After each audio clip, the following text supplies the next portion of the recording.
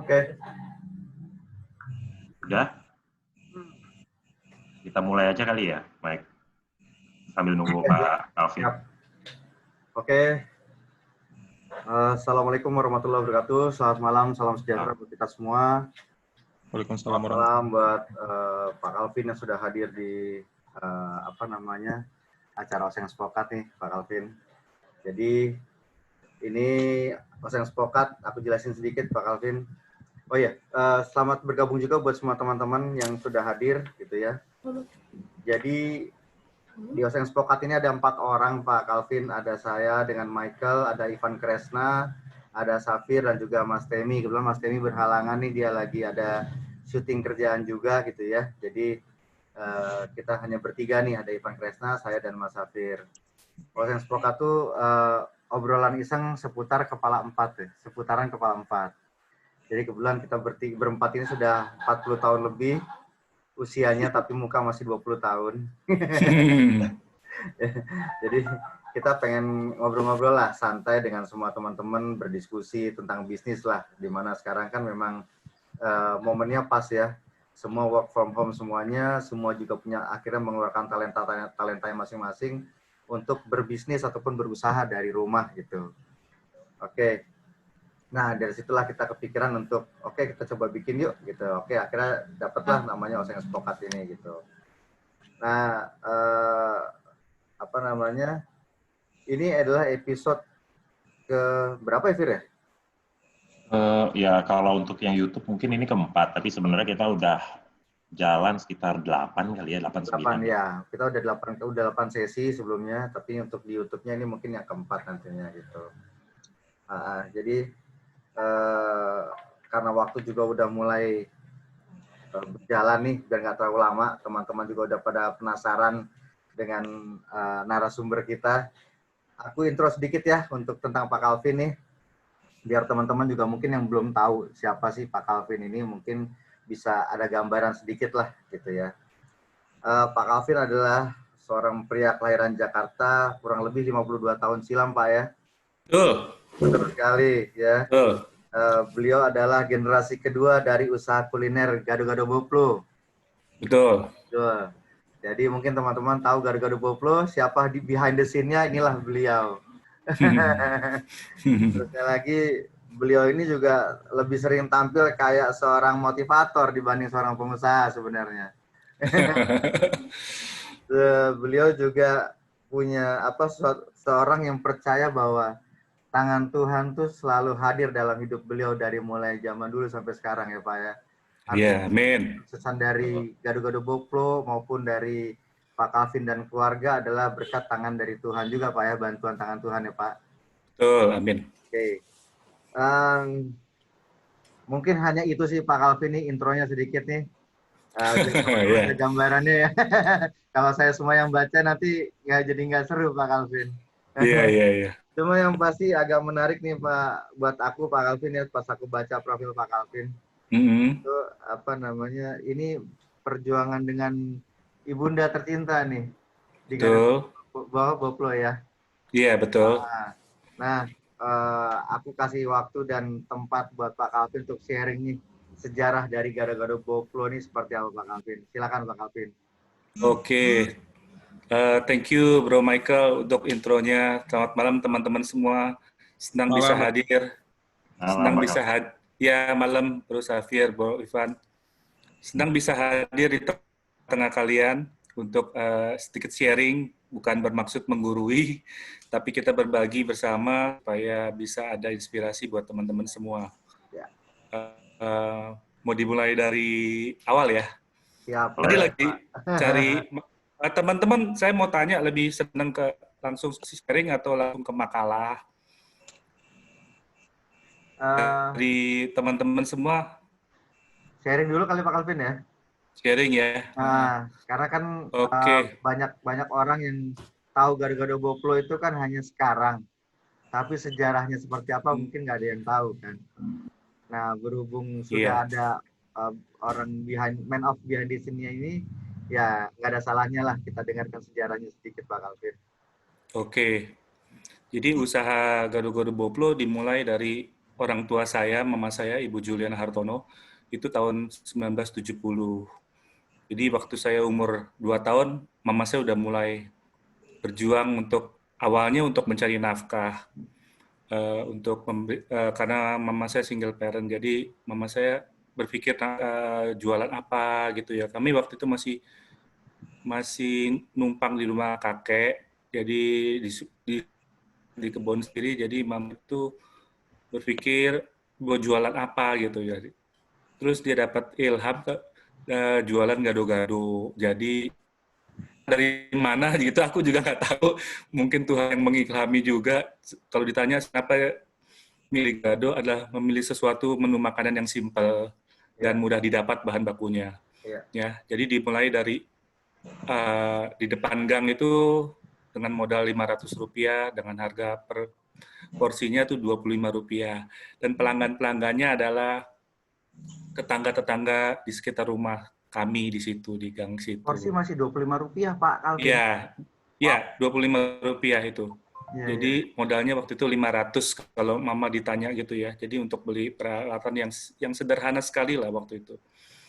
Jadi karena masih di dalam, kenapa?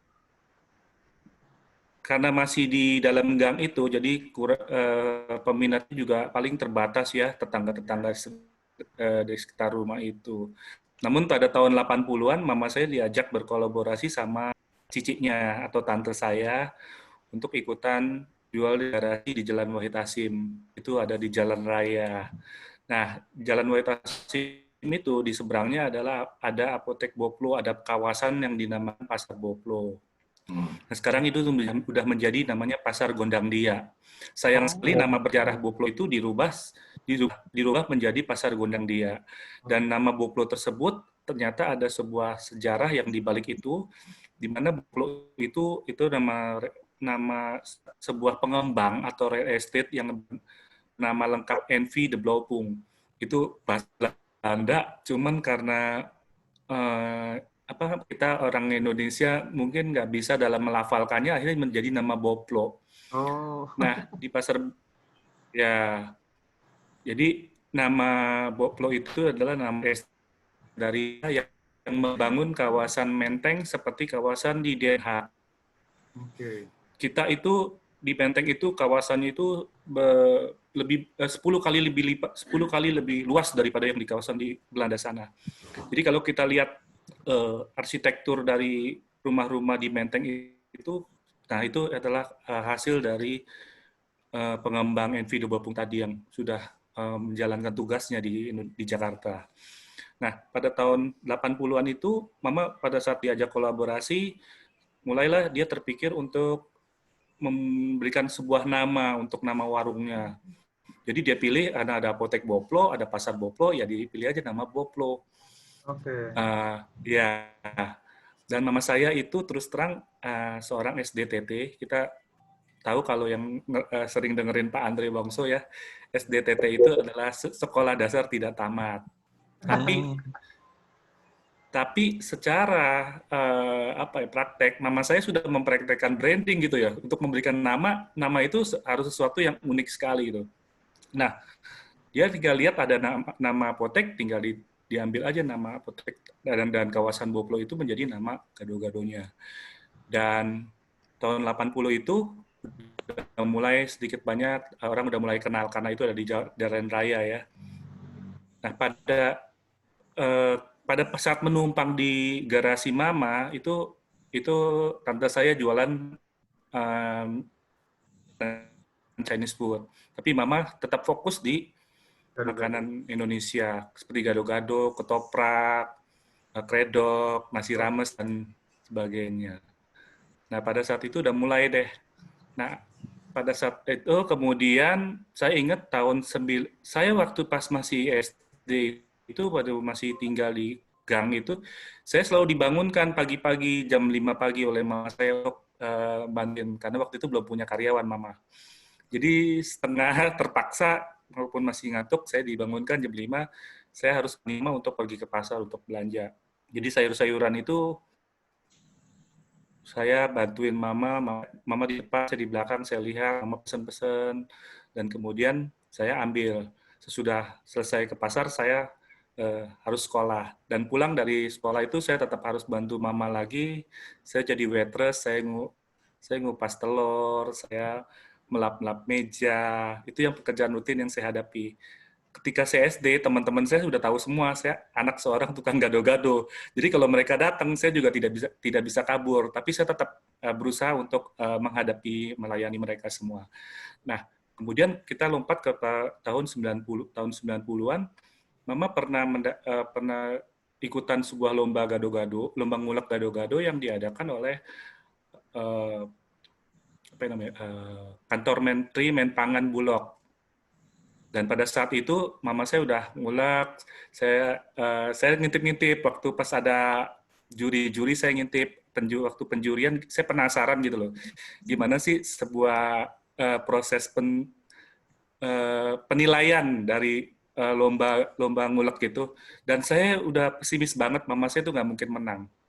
Karena saya lihat finalis-finalis yang lainnya, peserta-peserta lainnya itu sangat-sangat bagus ya dalam penataan rapi gitu. Dan mama saya lihat, saya ingat banget mama saya tuh nggak terlalu bagus dalam penataan bahan bakunya. Dia pakai kantong plastik. Terus saya ngintip-ngintip di juri gitu. Saya penasaran. Terus ya udah, mama waktu itu udah selesai ngulek, terus dia lapar, dia suruh saya tungguin pengumuman. Dan akhirnya pengumuman itu diumumkan. Saya udah pesimis lah, pokoknya mama saya nggak mungkin menang lah, nggak mungkin. Juara ketiga diumumkan, bukan mama saya semakin ini nggak mungkin menang lah, saya semakin percaya seperti itu. Juara kedua juga diumumkan, tidak bukan mama saya yang nongol, tapi saya kaget begitu diumumkan juara pertama, ternyata mama saya yang disebut gitu loh. Jadi dengan kaget dan ini surprise banget itu, akhirnya saya mewakili mama saya untuk menerima hadiah itu. Jadi ternyata mama saya juara pertama, dan di situ saya tahu bahwa untuk memenangkan sebuah kompetisi atau lomba itu poin pertama adalah cita rasa dulu yang paling harus benar-benar mantap gitu loh. Dan setelah itu mama saya sering ikut lomba dan sering ikut diajakin berkolaborasi lah, seperti kawasan di Pujasera, di Pusat Jajan Serba Ada, ya mungkin teman-teman sekarang udah nggak terlalu kelihatan yang namanya Pujasera. Dan pada saat saya kuliah, saya sudah punya impian bahwa saya sudah visualisasi, karena saya suka baca buku, saya sudah visualisasi, saya baca Thomas Alva Edison, dan saya pingin banget, saya udah bercerita ke teman-teman saya bilangin, gado-gado Boplo itu suatu ketika harus berubah, bertransformasi bentuknya restoran. Saya udah kepingin banget, saya udah ngebayang-bayangin banget. Dan pada saat itu mama saya masih berjualan di garasi. Jadi saya sudah kepingin banget, tapi udah saya ceritakan lagi ke teman-teman semua. Dan pada tahun 97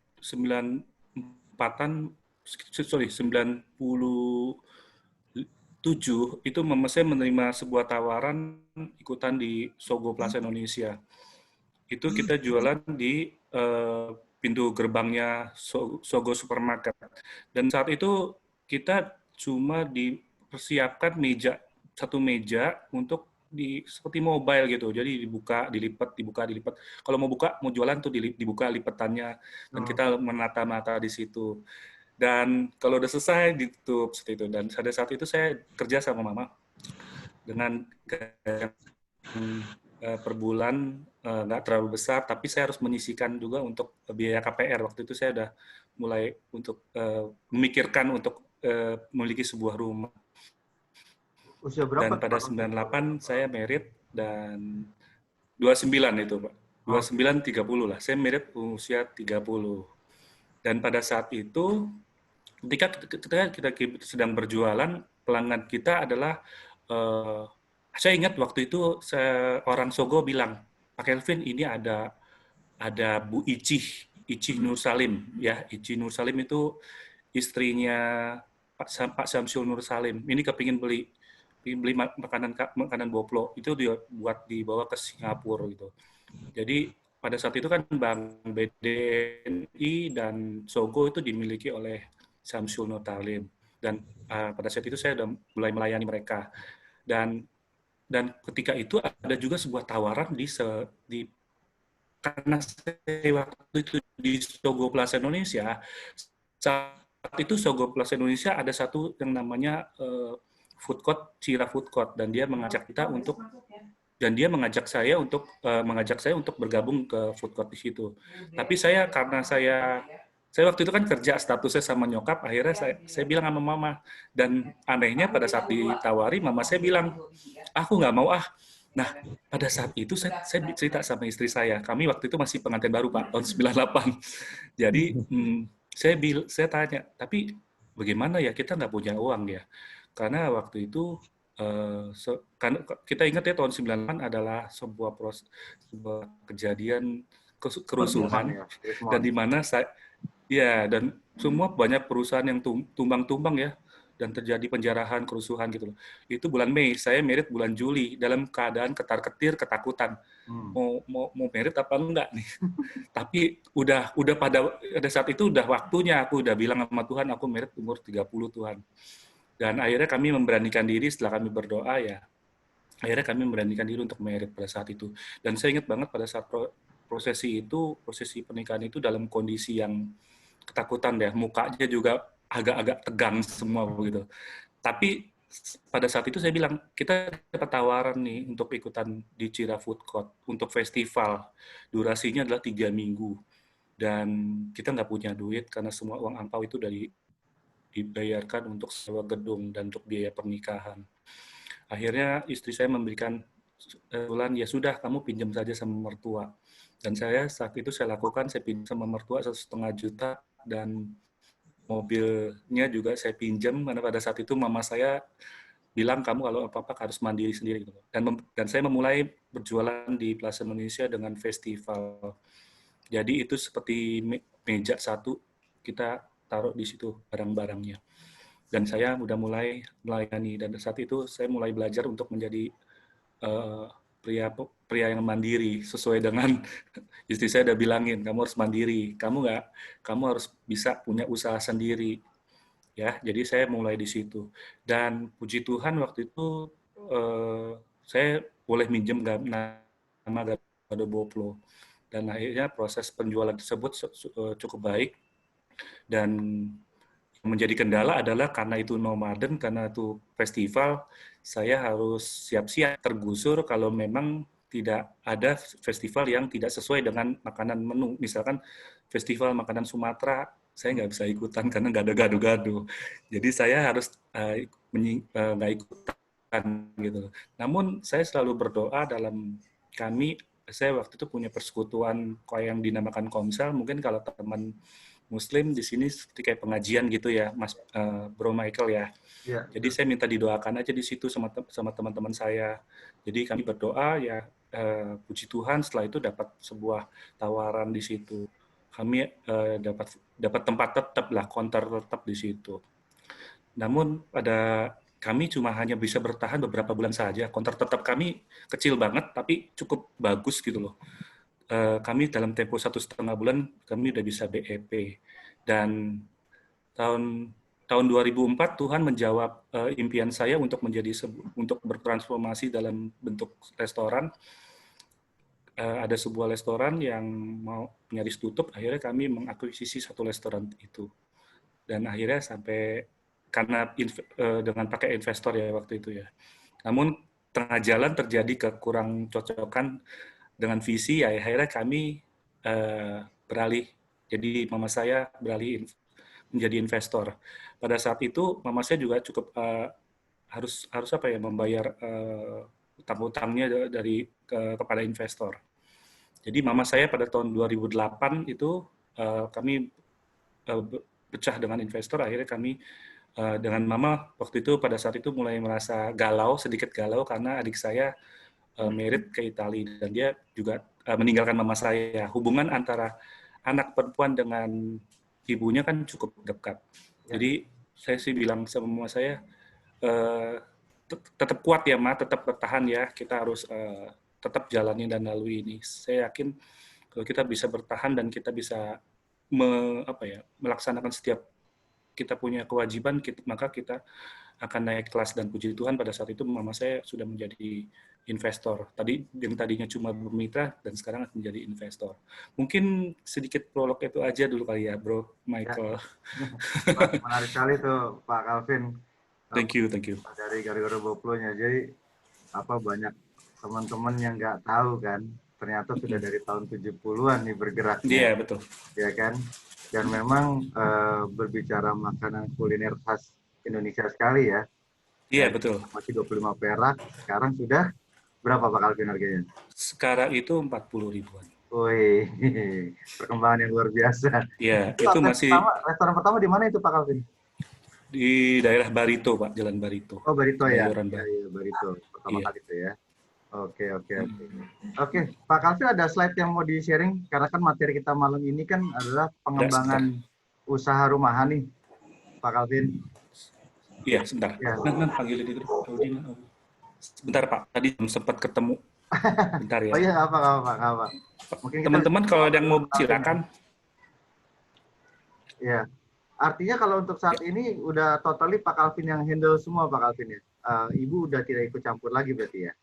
Saya masih ikutan, masih aktif. Beliau umur 76 tapi tetap masih bisa aktif. Kami dibantu dengan manajemen dan karyawan kami yang loyal. Yang puluhan tahun mengikuti kami, ya kami bersyukur sekali kami didukung sama. Kalau nggak salah saya pernah ketemu Ibu juga ya Pak ya? Ya, betul Pak Safir, betul. Nah, saya cari materi. Di masa pandemik ini apa yang dilakukan oleh Gado-Gado Boplo untuk kan sekarang banyak nih Pak, di kondisi pandemik ini banyak restoran tutup, bahkan mereka mem-PHK karyawannya. Nah, apa yang dilakukan oleh Gado-Gado Boplo selama pandemik ini Pak untuk mengatasi problem ini? Ya, kami mengikuti semua arahan yang diberikan oleh pemerintah mengenai protokol kesehatan, dan kami juga meluncurkan makanan yang frozen. Saya rasa itu ya. Tidak ada satupun outlet yang tutup Pak ya? Iya, puji Tuhan. Alhamdulillah. Tidak ada PHK karyawan juga berarti Pak ya? Iya. Luar biasa.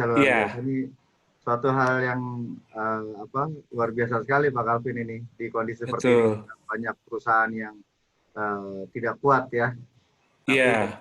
Ya itu balik lagi tadi seperti Pak Calvin bilang bahwa tangan Tuhan tidak pernah berhenti untuk Pak Calvin dan keluarga nih. Betul. Campur tangan Tuhan ya Pak. Iya. Iya. Sebentar Pak, aku cari dulu ya. Ya silakan Pak. Silakan Pak. Ya. Oke, buat teman-teman yang baru join, selamat bergabung. Ini kita punya narasumber luar biasa ya. Pak Calvin, seorang pengusaha dari usaha kuliner Gado-Gado Boplo. Beliau adalah generasi kedua. Generasi pertamanya adalah ibunya, saat ini sudah usia 76 tahun. Ya, dan masih aktif menghandle Gado-Gado Boplo. Oke, ini kita coba tunggu slide dari Pak Calvin.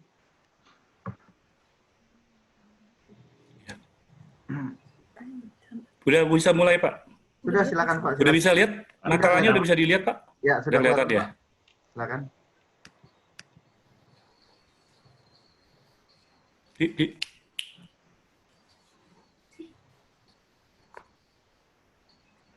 Nah itu Ibu tuh. Oh, oke. Jadi ada sepupu saya tuh depannya tuh, Nia Zulkarnain tuh. Iya.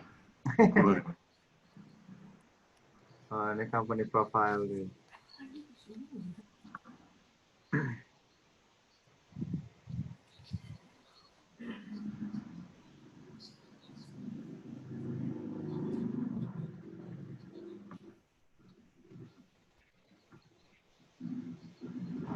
Ambil ngobrol Pak Calvin ya?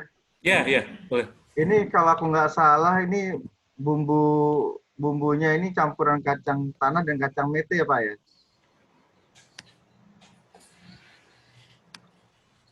Ini awalnya Boplo nih ya. Iya. Iya.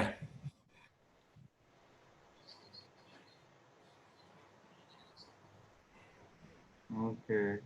Apotek Boplo. Apotek.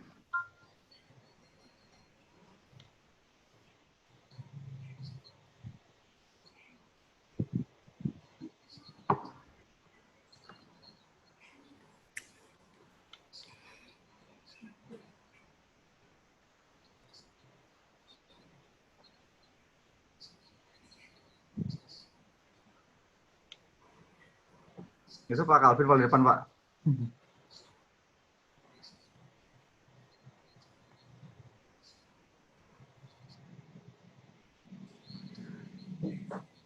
Nah, tuh Pak Calvin. Oh, itu dia. Masih muda. Sekarang juga masih muda, bro. Masih.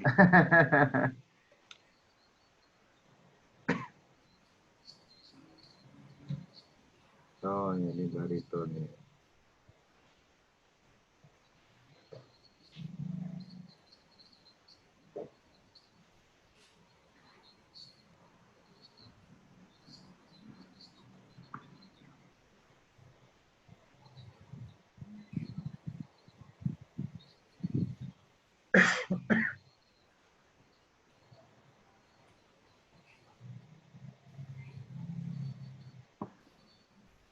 Jadi ibu ini aktif sekali ya Pak ya, itu ikut lomba-lomba, ikut Iya, betul. event pada saat itu. Betul, Pak. Nggak bisa diem.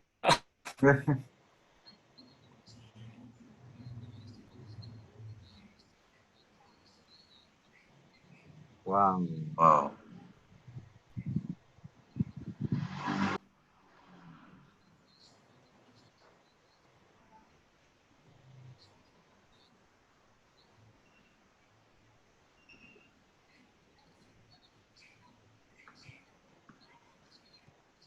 Setelah menjadi restoran baru ada tambahan menu, Pak Calvin ya? Betul, betul, betul.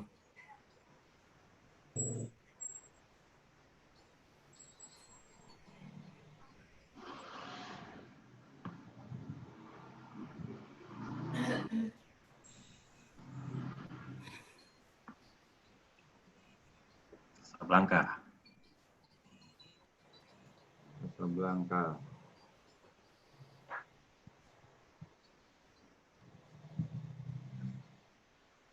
Untuk saat ini pusatnya yang mana Pak Calvin? Yang di Barito itu ya?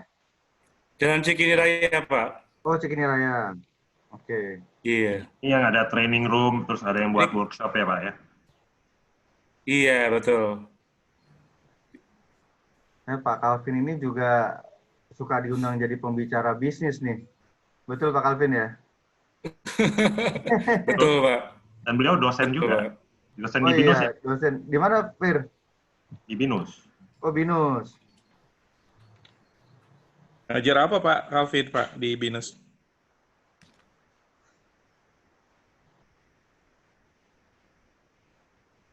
Iya, beneran. Ya, kedengeran nih. Pak Calvin?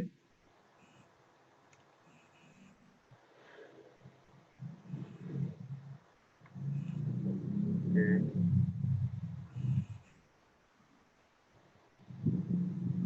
Gula Syafi'i, tebet.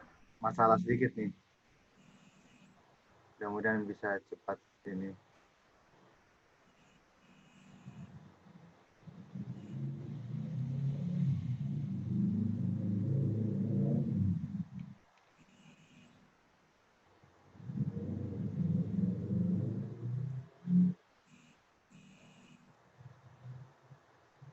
Pak Calvinnya agak sedikit gangguan.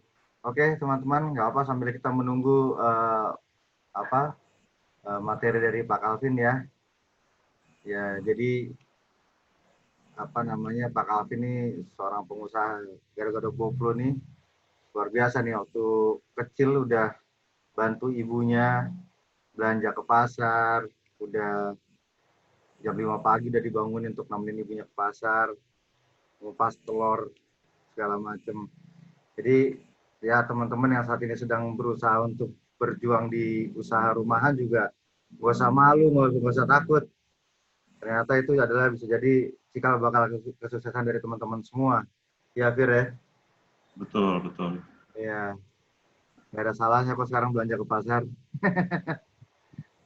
Dan kalau dilihat sih kekuatannya di pemilihan produk ya. Gitu. Pemilihan produknya itu fokus. Pak Calvin lagi WhatsApp dulu. Oke. Ada yang bertambahin, no? Iya.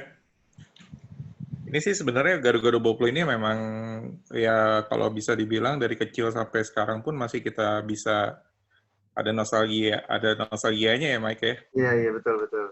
Ya, karena bagian dari masa kecil kita juga, terus zaman Ya. sekolah juga sering, ya pernah pasti ya makan gado-gado boplo. Kayaknya orang Jakarta hampir semuanya tahu ya gado-gado boplo ya. Ya karena sekarang outletnya juga udah banyak banget di mana-mana, no. Iya, gitu. Kita juga Sekarang sih gue paling sama sering sering order juga tuh di kantor lama. di dekat Abjay ya, paling Iya. sering. Tuh. Iya, iya. Oke, selamat datang buat yang baru join di Oseng Spokat. Ya, teman-teman yang baru join yang mungkin belum pernah dengar Oseng Spokat, ya kita ini obrolan santai ya, obrolan iseng aja. Jadi kita diskusi tentang bisnis, kita undang narasumber yang terbaik lah buat teman-teman di Oseng Spokat ini. Dan di sini kita tidak mengajari ataupun menggurui ya, tapi lebih ke diskusi. Jadi kita sama-sama belajar lah. Kita berempat di Oseng Spokat juga perlu ilmu gitu. Kita juga masih haus ilmu nih untuk pengembangan usaha kita masing-masing. Jadi kita masih harus terus belajar, ya no ya. Iya betul. Oke, ini kita masih menunggu Pak Calvin nih. Bentar ya. Maaf, ada gangguan sedikit, nggak apa-apa. Ya, buat teman-teman yang mau nanti mau bertanya, boleh di chat ya. Boleh di chat ke kita, nanti akan kita bantu tanya jawab ke Pak Calvin di waktunya nanti di saat question and answer-nya. Nah, terus yang buat teman-teman juga yang mungkin usahanya mau dipromosikan di acara Oseng Spokat ini di akhir sesi, boleh juga info kita via chatnya atau boleh japri yang sudah tahu nomor telepon saya, Ivan ataupun Safir ya. Gitu. Untuk saat ini Temi lagi off dulu, belum bisa bergabung karena lagi ada kesibukan. Jadi yang sudah tahu nomor telepon kita boleh japri ke kita untuk dipromosikan usaha dari teman-teman. Nanti kita bisa buka mungkin 2 sampai 3 slot ya buat usaha teman-teman yang mau dipromosikan di acara Oseng Spokat di akhir sesi nanti. Itu. Terus kita juga ini live juga untuk YouTube-nya kita hari ini tidak live, tapi nanti akan kita akan kita tayangkan di YouTube-nya nanti. Gitu. Ada tambahan, no, Fir? Mungkin Meno dulu deh, mungkin Safir lagi coba hubungi Pak Calvin. Ya. Ya, kita sih berusaha setiap minggunya ya, palingnya kita coba setiap Udah mulai 2 minggu sekali, no? 2 minggu sekali ya? 2 minggu sekali ya. Aha. Kita coba sharing hal-hal yang bisa menjadi inspirasi buat kita semua. Nah, kita juga persiapkan juga narasumbernya. Mungkin kalau teman-teman di Oseng Spokat ada ide, boleh sharing ke kita siapa yang bisa jadi narasumber yang bisa jadi inspirasi buat semuanya. Ya, gitu. Jadi kita saling berbagi aja. Pak Kelvin udah ada lagi kayaknya nih. Oke, ya.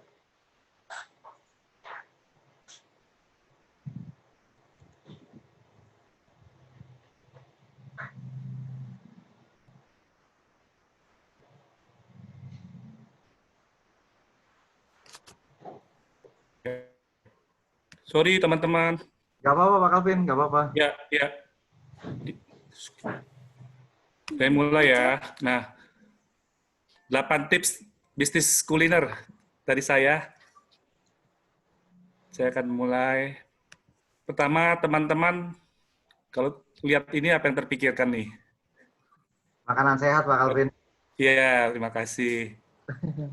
Ya, jadi kalau teman-teman ingin berbisnis dari rumahan, itu sebaiknya memilih sesuatu yang sederhana dan mudah didapat ya bahan bakunya ya. Tapi seperti tadi saya cerita, mama saya tuh kepikiran dapat ilham jualan gado-gado. Nah, karena dia memikirkan sesuatu yang gampang dan mudah didapat. Nah, kemudian kita usahakan bisa mengawali dari bentuknya kecil dan kita dapat uangnya jangan investasi dengan terlalu besar atau memakai uang keluarga. Itu bahaya. Jadi mulailah dengan apa yang sudah kita kumpulkan. Kayak mama saya itu sebelumnya udah ngumpulin modal sekitar Rp500 pada saat itu. Dan dia mulai sisihkan dan sehingga tidak mengganggu dari perekonomian keluarga. Dan bahaya banget kalau kita selalu mencampur adukan antara uang keluarga dengan uang bisnis. Jadi usahakan uang bisnis itu adalah uang benar-benar untuk bisnis dan tidak bisa, kalaupun terjadi sesuatu yang tidak diinginkan, tidak akan mengganggu dari perekonomian keluarga. Ya. Lalu, nah, terus teman-teman harus pilih fokus dan konsisten di menu andalan. Apa yang akan ditonjolkan, menu yang ingin ditampilkan. Mungkin bisa nanti ada penambahan-penambahan di kemudian hari, tapi ini harus ada satu yang memang harus ditonjolkan atau sebagai ikonnya. Mungkin gado-gado, tapi di belakangnya ada nasi rames, ada ketoprak, ada rujak juhi, dan sebagainya. Jadi fokus di menu yang kita udah pilih. Kalau udah kepilih makanan Indonesia, jangan tergiur bikin yang dari luar gitu loh. Iya. Ya, jangan berubah-berubah. Karena konsisten itu akan dilihat oleh pelanggan kita. Pelanggan akan melihat semakin kita konsisten, semakin kita fokus, semakin bagus. Mereka akan semakin percaya sama kita. Nah, ketiga, teman-teman harus berani bermimpi besar. Kayak saya mulai bermimpi masuk dalam restoran, masuk dalam hotel, dan saya bermimpi untuk bisa go nasional dulu dan go internasional. Dan dengan bermimpi kita mempunyai suatu sikap percaya diri dan kita mau belajar bagaimana sih caranya, bagaimana kita bisa meningkatkan omset, kita meningkatkan brand awareness kita, dan saya percaya adanya law of attraction ya, bahwa kita akan menarik apa yang kita pikirkan. Kita akan ditarik di mana di tempat yang kita fokuskan. Nah, itulah beranilah bermimpi. Jangan sampai terlalu kalau bermimpi aja.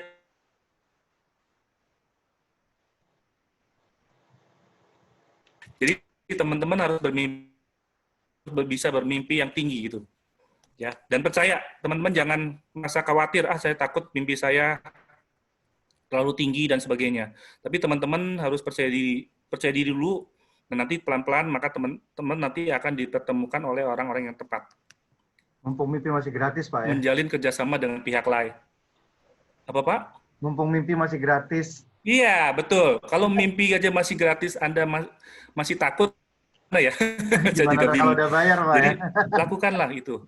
Bermimpilah, tapi tetap harus bisa ada action-nya. Keempat,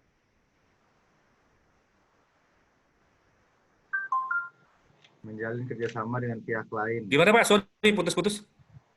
Yang keempat, ya, ini yang keempat adalah menjalin lain, kerjasama dengan pihak lain. Jadi teman-teman, ya, jadi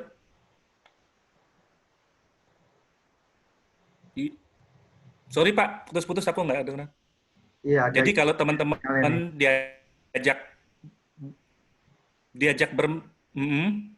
diajak bermitra atau diajak berkolaborasi, jangan langsung ditolak gitu loh. Tapi kita lihat dulu gimana.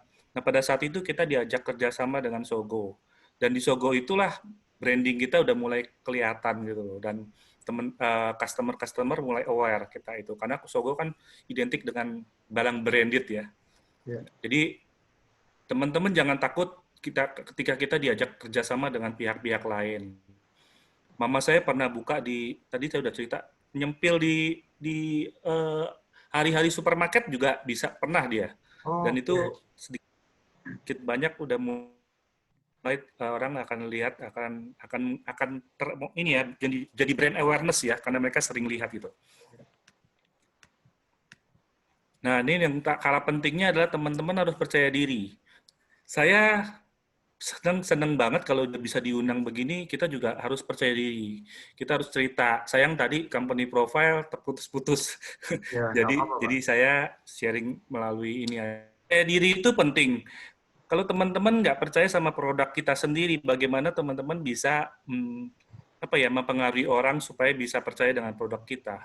Produk Indonesia adalah produk makanan yang luar biasa ya, yang orang bule itu CNN sudah merilis sebuah data bahwa makanan Indonesia terlezat di dunia.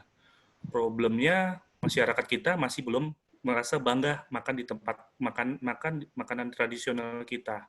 Itu yang membuat devisa kita terkuras, akhirnya devisa kita pergi keluar. Jadi uang kita pergi keluar. kalau kita memiliki sebuah kebanggaan dengan diri sendiri, dengan produk kita sendiri, maka kita bisa seperti bangsa Jepang. Mereka bisa maju karena mereka percaya diri dan percaya penuh dengan produk-produknya sendiri gitu loh. Jadi mereka membeli produk-produk sendiri. Nah, itu adalah tugas kita untuk mengedukasi pasar bahwa produk kita adalah produk yang terbaik. Produk kita akan selalu mengadakan inovasi-inovasi dan sebagainya. Nah, nomor 6 adalah inovatif. Itu kita bisa lihat tahun 85. Bahkan kalau kita tarik jauh, 15 tahun sebelumnya lagi, itu kita masih di gang. Sayang aku nggak punya fotonya. Itu tahun 85 kita ada di sebelah Apotek Boplo, dan tahun 90-an, mama saya beli rumah di Kelapa Gading, dan dia jualan di garasi. 2004 masuk versi restoran, 2016 itu di hotel, dan ini tahun 2000-an juga ada di sebuah restoran yang baik ya. Ketujuh, selalu mengandalkan Tuhan. Tadi saya sudah cerita, saya mengalami kegalauan ketika saya ikutan festival itu. Festival itu cuma 3 minggu. Saya harus bisa, namanya nafkah harus berkesinambungan, dan saya bawakan itu dalam kegiatan Komsel, dan di Komsel kita didoakan oleh teman-teman kami, dan akhirnya terjadi mukjizat-mukjizat. Ke-8, kalau menurut saya sih mencari pasangan hidup yang bisa mendukung mimpi kita. Nah, cocok buat Michael saya nih, Pak. bisa seperti ini. Siapa, Pak? Cocok buat Michael yang sedang bermimpi. Oh iya. Ya, Intermezzo, jadi Pak, intermezzo, Pak, biar nggak tegang, Pak. yes, benar. Jadi kalau kita dalam menghadapi kesulitan, tapi pasangan hidup kita bisa mendukung kita, memberikan motivasi,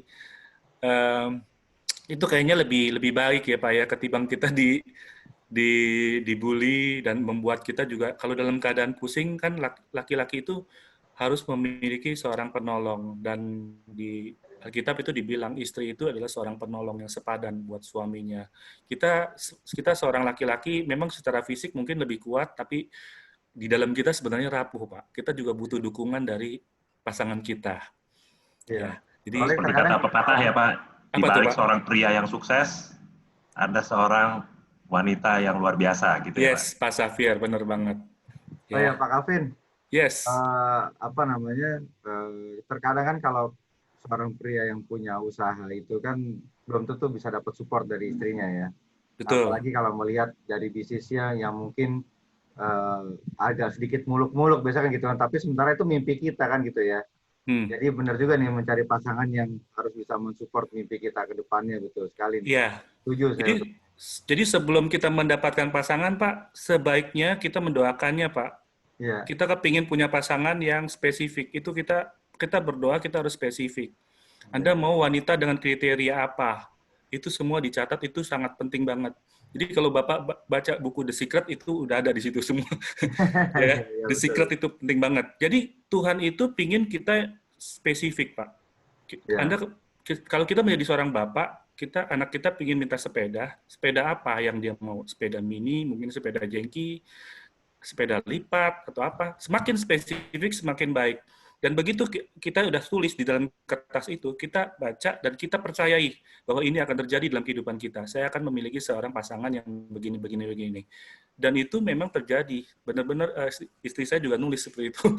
Dan semua ada tertulis itu tepat sekali. Ya, saya lanjutkan. Siap. Nah, ini tahun 98 mengenang lagi nih. Masih kurus. Ini timbangan masih 49, sekarang 64. Ya. Dalam keadaan galau, alias iya, amin. Ini ketakutan disenyum-senyumin aja. Tapi kalau lihat foto yang lain-lainnya juga agak-agak tegang ya. Ya. Nah, ini saya dengan keluarga. Kira-kira itu aja, Pak. Dan saya bikin tulisan, if people aren't laughing at your dream aren't big enough. Kalau menurut saya, jadi kalau orang-orang belum ngetawain kita punya mimpi, berarti mimpi kita masih kecil, Pak. Oke. Betul, betul. Keren. Jadi Nah, harus dibikin malu dulu Pak ya. betul. Diketawain dulu ya. Betul, itu mimpi itu mencambuki kita supaya kita kalau kita udah share, udah announce mimpi kita harus ingat lagi nanti teman-teman tanya, gimana mimpi lo? Udah ter ini belum? Nah, kita akan mencambuki diri kita. Ya, Mungkin ya. itu aja sharing saya. Oke. Ini menarik sekali sih Pak Calvin ini dari materinya nih. Itu Thank you, Pak. ada beberapa, mungkin ada Bro Safir ada yang mau ditanya dari materi Bro. Saya sih mau tanya soal ini aja, Pak. Pada saat masa-masa sulit Bapak, gitu ya, pada saat itu, apa sih, apa ya, langkah-langkah apa sih waktu itu yang membuat Bapak itu akhirnya bisa berkembang seperti sekarang, gitu. Eh, Waktu itu Mama pernah menabur kepada seorang pemuda. Pemuda itu kemudian waktu itu dia bikin pujasera. Mama saya kasih dia bantuan ulekan, penggorengan untuk bisnisnya dia, dan ketika itu udah selesai. Dan tahun 2004 orang ini yang memperkenalkan mama saya kepada pihak investor yang tadi saya cerita.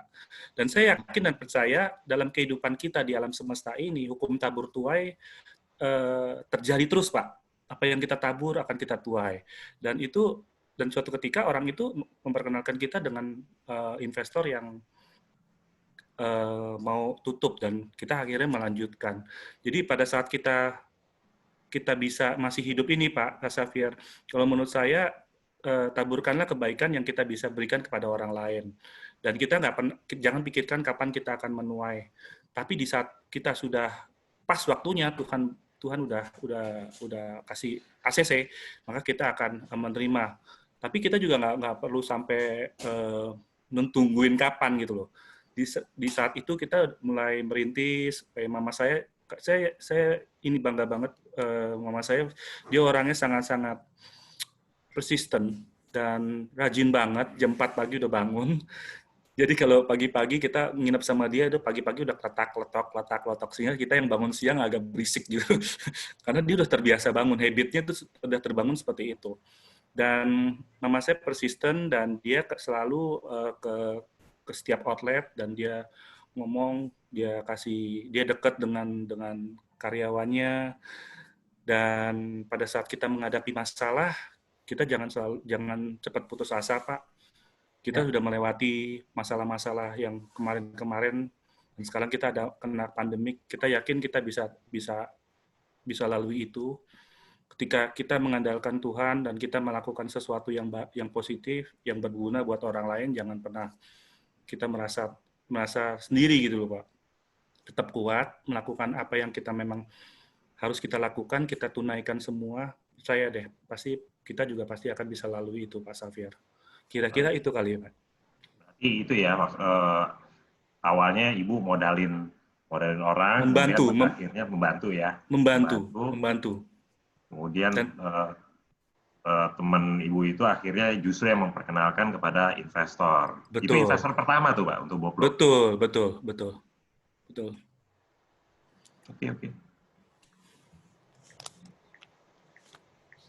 Oke. Pak Calvin, saya mau nanya sedikit Pak Calvin. Siap. Tadi kan ada satu slide yang masalah mimpi untuk bisa go internasional ya. Apakah saat ini Gado-Gado Boblok sudah ada di outletnya di luar negeri, Pak? Belum, Pak. Oh, belum. Rencananya kapan, Pak Calvin? Saya kalau ditanya gitu, saya bilang tergantung yang di atas, Pak. Tapi jadi, itu salah satu dream-nya Pak Calvin ya? Betul. Oke. Kita manusia berusaha, tapi yang di atas yang menentukan. Jadi kita kerjakan aja bagiannya. Ya, betul. Jadi kalau udah ada partnya masing-masing, Pak ya? Betul. Lakukan aja terus-menerus gitu. Ya. Sama ini Pak Calvin, bicara tentang pengembangan. Saat ini kan banyak ya dari kita itu yang senangnya instan, Pak Calvin ya. Betul. Lihat dari perjalanan hampir semua pengusaha yang dulunya berjuang dari nol itu tidak ada yang instan, Pak Calvin. Betul. Makanya sekarang masih long lasting semua usahanya gitu ya. Betul. Nah, yang aku mau tanya Pak Calvin, di era sekarang ini kan memang semua udah amat sangat dimanjakan, Pak Calvin. Artinya investor juga makin banyak, nggak kayak dulu ya. Iya. Nah, sekarang contoh gini Pak Calvin, kita baru berjalan usaha rumah kita 3 bulan lah, atau taruhlah 6 bulan deh. Tiba-tiba ada orang yang mengajak karena melihat perkembangannya dari bisnis kita ini cukup bagus, ada investor yang mau ini. Nah, apakah itu sudah layak Pak Calvin dalam waktu 6 bulan itu? Menurut Pak Calvin gimana Pak? Karena kan terkadang kan kita di bisnis itu kan bukan bilang gambling ya, tapi hanya ada 2 sih kalau buat aku, kalau nggak rugi ya untung itu aja sih. Tapi kan memang ada peluang, strategi ataupun planning lah dari kita yang mungkin harus kita pikirkan juga. Nah, itu momentum-momentum untuk pengembangan bisnis itu kira-kira bagaimana Pak Calvin? Ya, kalau menurut saya Pak Michael, pada saat kita menerima sebuah tawaran untuk bekerja sama ya, ada investor ya, tolong ditelaah dulu, disurvei dulu. Ini investor benar-benar nggak, murni nggak dia punya niatnya. Karena begitu banyak, bukan menghakimi ya, tapi kita juga mesti berhati-hati dalam bergandengan tangan dengan para investor. Kalau bisa usaha kita sudah maksudnya udah lebih dari setahun. Jangan cepat-cepat menggandeng investor. Dan kita udah bisa merumuskan sebuah SOP yang jelas buat bikin produknya. Kita udah ada. Investor juga tidak akan cepat-cepat menentukan pilihan menggandeng kita kalau kita belum punya apa-apa, Pak. Ya. Jadi SOP itu perlu brand kita apakah sudah menepati brand awareness tertinggi di benak pelanggan, itu pasti akan terus apakah apakah usaha kita sudah menguntungkan. Dan saya sudah ngobrol-ngobrol sama ketua franchise Indonesia, itu ada beberapa kategori yang harus udah dimiliki oleh sebuah perusahaan untuk bisa menjadi franchise ya, atau ada investor ya. Pertama adalah perusahaan itu sudah berdiri di atas 5 tahun. Gado-Gado Boplo ini sudah berdiri 50 tahun. Iya. Ya, dan kedua memiliki brand awareness yang kuat di benak pelanggan. Ketiga, bisa diduplikasi. Keempat, memiliki keunikan dalam sebuah proses produksinya. Ya, itu semua kategori itu semua udah melekat di Boplo. Tapi kita masih belum nggak mau terburu-buru. Yeah. Karena saya udah melihat sebuah restoran yang bagus itu yang sustainable, kebanyakan nggak franchise, Pak. Yeah. Mereka berhati-hati sekali, karena sekali kita menjatuhkan pilihan terus kita salah menentukan pilihan, itu nama besar kita juga akan terdampak nanti, Pak. Kira-kira mungkin itu jawaban saya. Tapi dengan kata lain Pak Calvin, ada baiknya kita jalani bisnis ini pelan-pelan. Iya. Supaya memang nanti momentumnya kita bisa membuat terobosan dari keuntungan yang sudah kita dapat Pak Calvin ya. Lebih baik itu dulu kita utamakan dibanding kita harus cari investor lain, betul ya Pak ya? Betul. Ada sebuah pendapat dari teman saya, ketika kita jangan terburu-buru untuk cari investor. Jadi ketika Anda sudah bagus, itu investor pasti akan melirik Anda. Pasti. Dia pasti tahu produk Anda, brand Anda. Itu pasti akan menghampiri Anda dan bekerja sama dengan Anda. Dan kita tahu ya, ada sebuah pepatah easy come, easy go ya, Pak Michael ya. Yang betul, kita peroleh secara cepat, maka juga tidak akan bertahan dengan lama. Tapi ketika kita membuat sebuah fondasi yang kuat di buat perusahaan kita, maka perusahaan kita akan bisa bertahan menghadapi halangan dan rintangan, Pak Michael. Iya. Jadi jangan terburu. Kita berkibar semakin tinggi juga godaannya, Pak, terpaannya. Betul. Jangan terburu-buru untuk melakukan sebuah langkah ekspansif. Dan kebanyakan itu yang terburu-buru tuh akhirnya hilang. Iya. Iya. No, ada yang mau ditanya nggak, No, sama Pak Calvin, No? Mau ditanya gini sih Pak, kalau misalnya tadi kan kita berbicara tentang pengembangannya dengan sisi investor Pak, tapi kalau menurut Pak Calvin sendiri, pada saat pertama kali kita mau buka usaha rumahan ya, karena sekarang mungkin situasi seperti ini kan memang yang bisa dilakukan adalah dari rumah Pak. Apakah baiknya itu kita berjalan sendiri dulu atau mungkin mencari partner yang memang sudah sama pikirannya gitu ya, jadi punya visi yang sama, lalu memang punya kesukaan yang sama, mungkin tentang makanan, sama-sama suka makanan A misalnya gitu ya. Jadi kita benar-benar, karena kan mungkin ya gimana pun juga yang namanya bisnis ini kan pasti perlu modal ya Pak ya, walaupun mungkin hitungannya tidak sampai banyak sekali, tapi paling nggak memang harus ada beberapa rupiah lah yang dikumpulkan sebagai modal. Jadi pertanyaannya Pak, apakah kalau misalnya seperti itu akan lebih baik kita berpartner di awal, atau mungkin nanti kita coba sendiri dulu baru berpartner pada saat kita sudah establish gitu Pak? Ya. Thank you Pak Ivan untuk pertanyaannya. Apakah kita berpartner atau kita sendiri aja? Itu tergantung kebutuhan kita Pak. Nggak selalu kita harus berpartner. Kalau kita berpartner kadang-kadang udah kita lagi sebelum merintis kita baik-baik gitu loh, tapi setelah berpartner sudah udah mulai menghasilkan, bisa tiba-tiba ribut tengah jalan.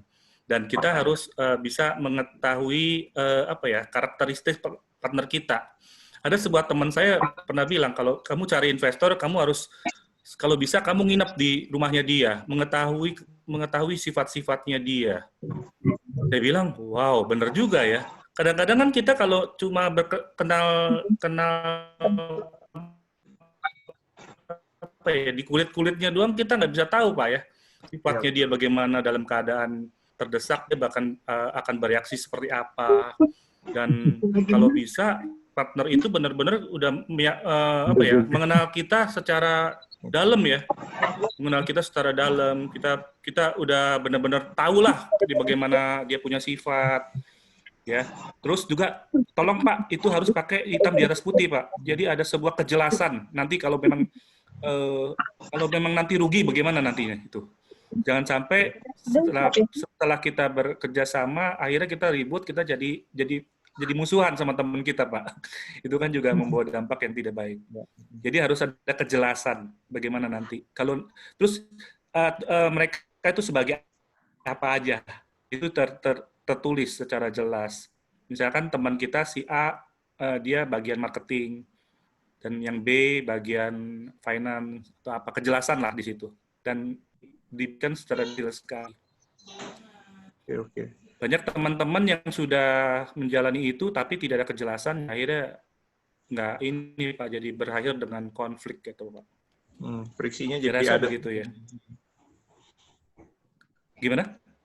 Jadi berfriksi terus ya, karena bagiannya tidak jelas gitu ya. Iya. Kalau ada kejelasan, kalau ada kejelasan maka lebih baik ya, lebih jelas gitu. Kamu nanti kalau kita rugi itu gimana? Kamu ngerjakan bagian ini, saya mengerjakan bagian itu semuanya juga terperinci ya. Berapa nanti penghasilan yang diterima? Kalau kita belum untung, kita akan bagaimana itu detail lah. Sebaiknya sih menghubungi orang-orang yang memang udah pernah menjalankan partnership ya. Oke. Demikian Pak Ivan. Iya Pak. Oke, Pak Calvin mau nanya lagi Pak Calvin. Siap. Ini untuk gado-gado Boplo sendiri, apakah sudah, kan sekarang lagi trennya nih Pak Calvin, ada sayuran organik nih. Apakah gado-gado Boplo juga menggunakan sayuran organik saat ini Pak? Kita belum Pak, dan organik itu belum bisa dilihat kualitasnya secara konsisten. Ya. Saya juga nggak enak kalau kita kasih yang organik, kan memang agak lebih mahal daripada yang biasa. Betul. Mungkin ke depannya seperti itu. Oke, buat teman-teman yang sudah hadir, yang mau bertanya, ini narasumbernya luar biasa sekali nih. Jadi jangan kehilangan momen untuk tidak bertanya loh.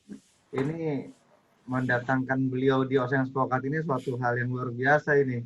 Terima kasih Pak Michael, terima kasih teman-teman semua. Karena kalau saya nggak sebuah kehormatan buat saya Pak Michael. Justru kebalik Pak Calvin, kita yang kebanggaan buat kita nih ngundang terima kasih. Pria di balik kesuksesan gado-gado Boplo ini. Terima kasih Pak. Kalau bisa dibilang pria pengupas telur Pak ya. Iya betul. Puas kentang juga. Sekarang udah jadi miliuner kan gitu. Amin, terima kasih. Amin. Oke, buat teman-teman yang mau bertanya sama Pak Calvin, silakan. Mungkin ada. Ini ada dari Mbak Tika ini bilang Pak Calvin suka banget historinya. Almarhum papanya tuh fans berat Gado-Gado Boplo katanya. Dia juga Terima kasih. Luar biasa nih. Saya rasa sih orang tua kita ngefans semua sama Boplo ya, Gado-Gado Boplo. Benar. Terima kasih. Udah 50 tahun berdiri. Pak Calvin, yes. Mungkin ada tips and tricks nih Pak untuk teman-teman yang saat ini sedang menjalankan usaha kuliner, baik itu dari rumah, online gitu ya, atau mungkin yang langsung ada tempatnya. Gitu. Oke, sebentar saya ambil buku saya sebentar Pak ya. Ya.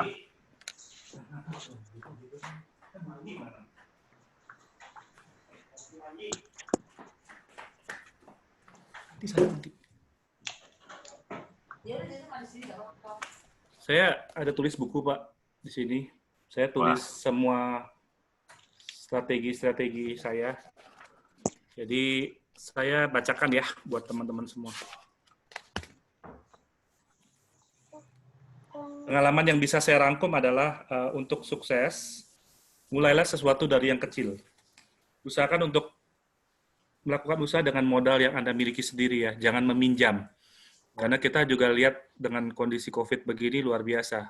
Kita nggak pernah tahu kita akan kena pandemi seperti ini.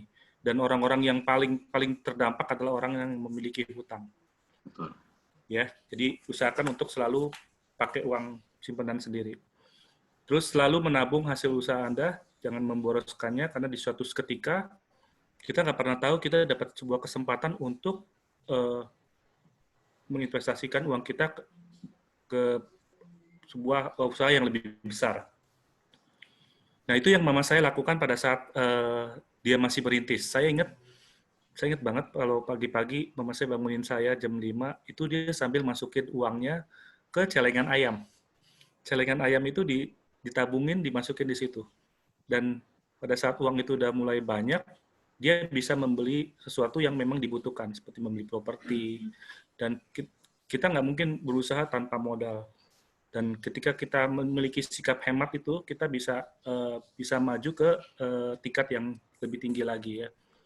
Karena dengan memiliki properti, kita akan lebih mudah dalam melakukan ekspansi. Terus ketiga adalah kita melakukan hal yang terbaik untuk pelanggan kita dengan cara melakukan branding. Kalau kita buka cabang, berarti customer kita mengetahui keberadaan kita. Dan ketika cabang kita sudah bagus, maka kita akan mendapatkan sebuah top of mind atau menjadi nomor 1 di benak pelanggan. Kalau saya sering juga, kalau menghadapi customer, saya juga sering, kalau saya bisa berkenalan, saya berkenalan dengan mereka, menjadikan mereka teman, dan kita bisa ngobrol-ngobrol dengan mereka. Sejauh ini kalau menurut saya tidak ada orang yang senang kita jualin.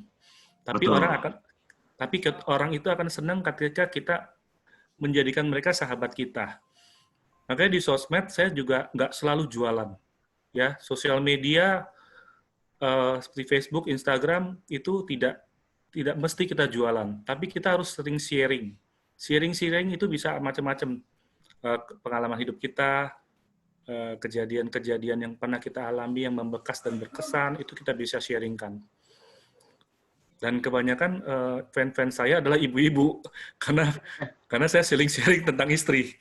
Jadi nggak tahu, kalau teman saya tausiahnya Pak Calvin tuh mengenai keluarga lah, pokoknya tausiahnya dia bilang.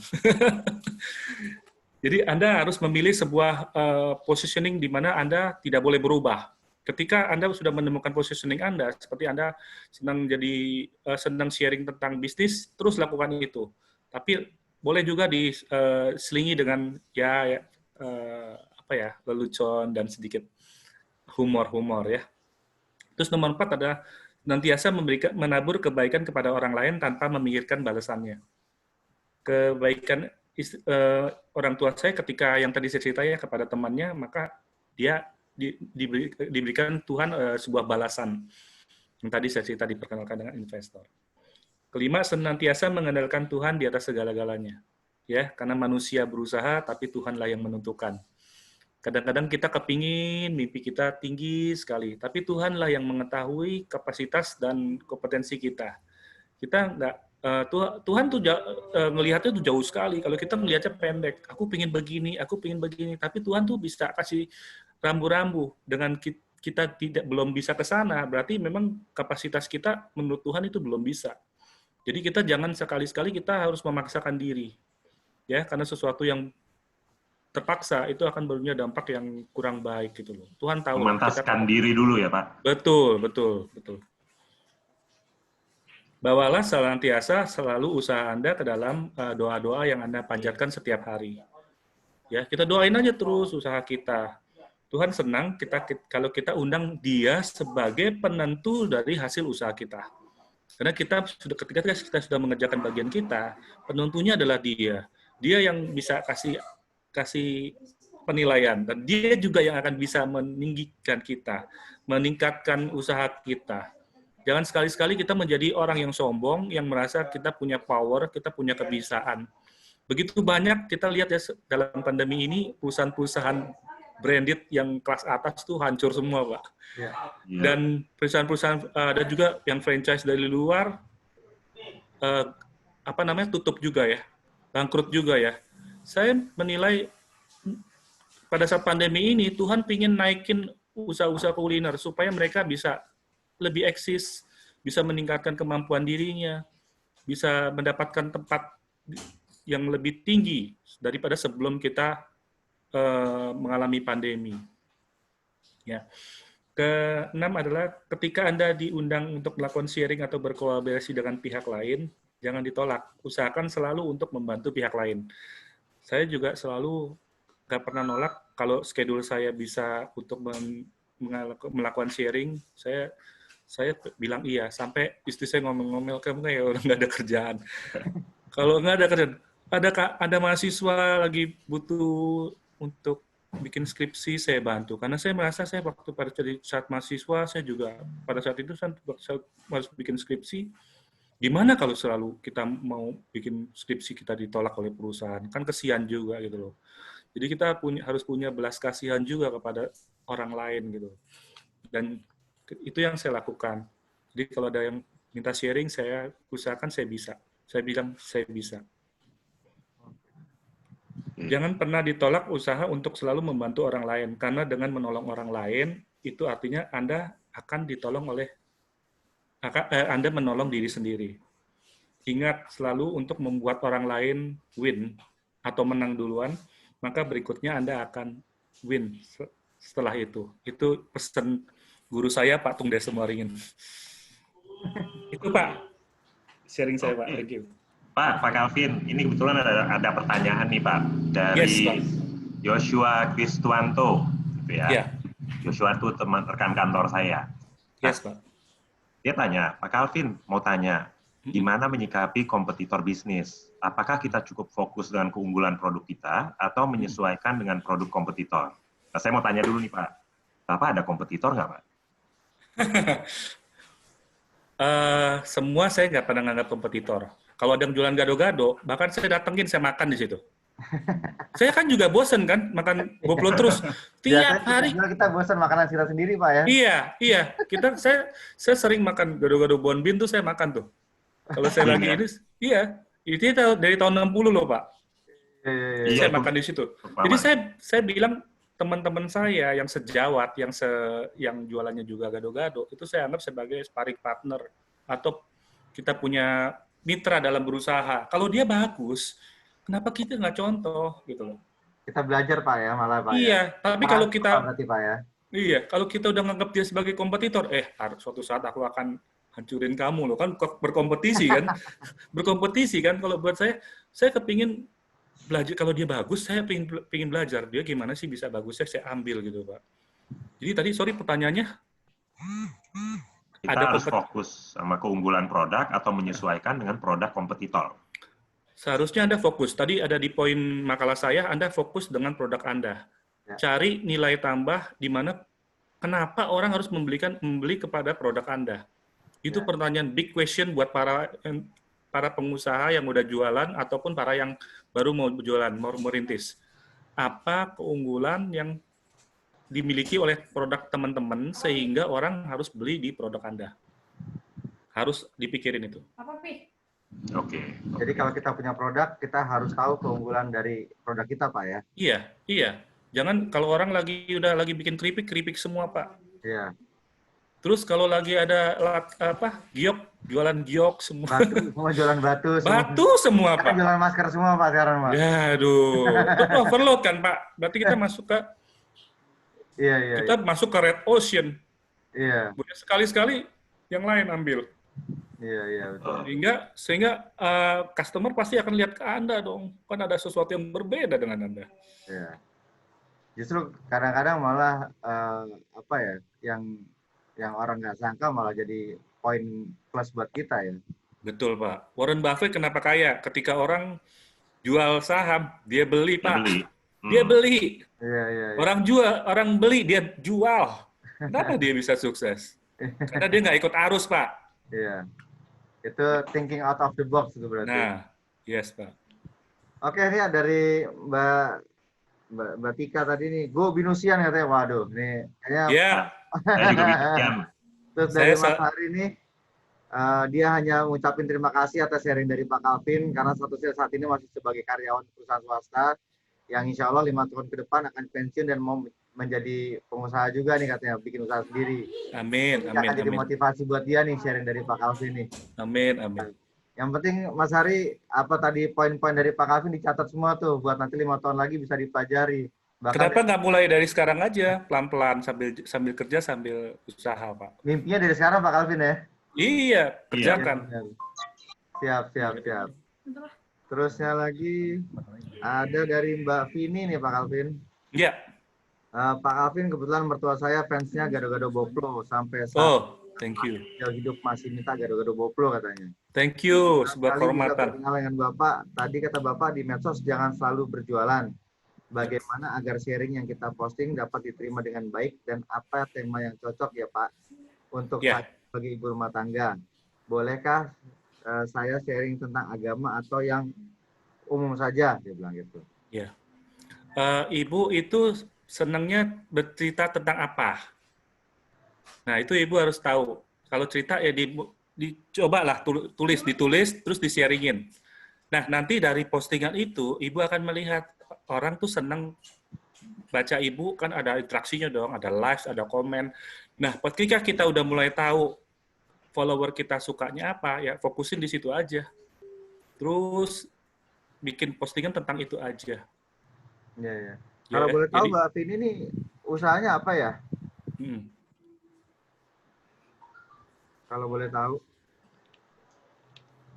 Tapi kayaknya sih, burger Pak dia Pak. Burger. Sekali-sekali. Okay. Namanya Burger Road Pak.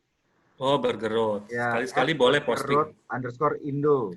Kalau bisa, ibu tadi yang jualan burger kasih influencer untuk cobain produk ibu. Ya, ibu datang ke mungkin orang ini influencer atau public figure yang ibu kenal, ibu bawain, ibu minta dia makan dan minta sedikit testimoni. Itu teman-teman saya banyak yang minta testimoni juga, saya selalu layanin kok. Produknya juga, karena kita juga membutuhkan orang lain untuk menyuarakan atau berkoar-koar tentang produk kita. Kalau kita sendiri yang berkoar-koar, orang lain juga bilang, wah kamu memang jualan, kamu pasti ngaku kecapnya nomor 1 kan. Tapi kita butuh mulut orang lain untuk memperkenalkan produk kita. Saya rasa begitu Bu. Kalau tentang sharing-sharingnya, sharing yang ibu suka aja. Tapi sedapat mungkin jangan yang mengandung sara Pak ya. Ya, yang mengandung sara gitu loh. Benar. Ada baiknya sih fokus ke produk Pak ya. Fokus ke produk, tapi jangan produk terus, jangan jualan terus. Iya, karena sosmed kan kecuali ada di Facebook Ads ya. Ya. Mungkin lebih ke arah cara memasaknya, ada videonya gitu Pak ya. Betul. Dagingnya, pengolahan daging, pembuatan roti, itu akan jadi menarik sih. Ya. Pribadinya dulu aja Pak. Kalau saya merasa sih bangun personal brandingnya dulu. Oh, personal branding ya? Iya. Ibu mungkin lagi bermain, ibu mungkin lagi kegiatan sehari-hari. Iya. Itu akan terbangun terus tuh. Kalau lama-lama orang suka, nah pelan-pelan masukin produk. Produk nggak bisa tiap hari posting. Jangan follow nanti. Karena emang udah pakar di vlog juga nih, udah punya vlog juga kalau nggak salah Pak ya. Iya, masih belajar-belajar, Pak. Masih belajar-belajar. Oke. Pak Calvin, ada satu pertanyaan lagi nih dari Aan, dari Mas Aan. Yes, Pak. Dia tanya, Gado-Gado Boplo sampai saat ini dalam pengembangan atau ekspansi, yaitu penambahan outlet-outlet barunya, itu apakah pinjam modal juga, misal ke bank atau perusahaan investasi, atau hanya yang dikatakan tadi, dari modal sendiri, plus kerjasama dengan investor saja? Ya, pada saat kami berpisah dengan investor, kami pinjam uang bank, Pak, jujur aja. Tapi kemudian kita melakukan pembayaran secara baik, akhirnya selesai gitu loh. Jadi pada saat ini kami tidak tidak memakai uang bank. Ada beberapa tempat yang memang pakai uang bank tapi tidak sepenuhnya gitu loh. Ada beberapa yang udah lokasinya kita udah miliki juga, kita juga bisa kerjasama dengan pemilik tempat, bagi hasil juga kita bisa. Jadi macam-macam Pak proses kerjasamanya, sesuai dengan kesepakatan dengan pemilik tempat gitu Pak. Kalau Anda punya brand sudah cukup kuat, investor juga percaya kok. Pak, saya bagi hasil aja ya Pak ya, saya nggak mau sewa. Bisa, mereka bisa kasih percaya. Ya. Iya, betul. Oke. Jadi kalau berarti memang minjam ke bank itu kan sebuah solusi yang wajar ya di dalam bisnis ya, Pak Calvin. Betul. Tapi jangan lupa untuk mengukur ya kemampuan ini bayar kita. Jangan sampai kejeblos deh, nanti kenapa-napa lagi. Jadi aset yang diagunkan benar-benar bisa hilang. Betul. Oke Pak, makasih Pak. Sama-sama. Ada lagi? Ini dari Mas Taufik, tapi dia ucapan terima kasih ke Pak Calvin atas sharingnya. Selama ini dia masih belum fokus, semoga ke depan bisa fokus pada usaha sendiri, tidak ikutin arus katanya. Amin. Terus tadi ini yang tadi juga makasih Pak, minta doanya supaya Gado-Gado bergerut bisa seperti Gado-Gado Boplo ke depannya katanya. Amin. Nanti teman-teman bisa follow, bisa add saya di Facebook dan di Instagram. Iya. Ya, nanti kita share Instagramnya Pak Calvin, Facebooknya. Nanti kalau bisa, kalau Bapak berkenan, join dengan komunitas kita Pak. Kita ada WhatsApp group, kita juga sedang membangun Instagram dan juga YouTube channel. Siap Pak. Oke, masih ada lagi yang mau bertanya nih? Berbagi enggak? Ada yang mau promo mungkin? Promo dagangannya bisa dicek sama usaha dagangnya mungkin. Calvin.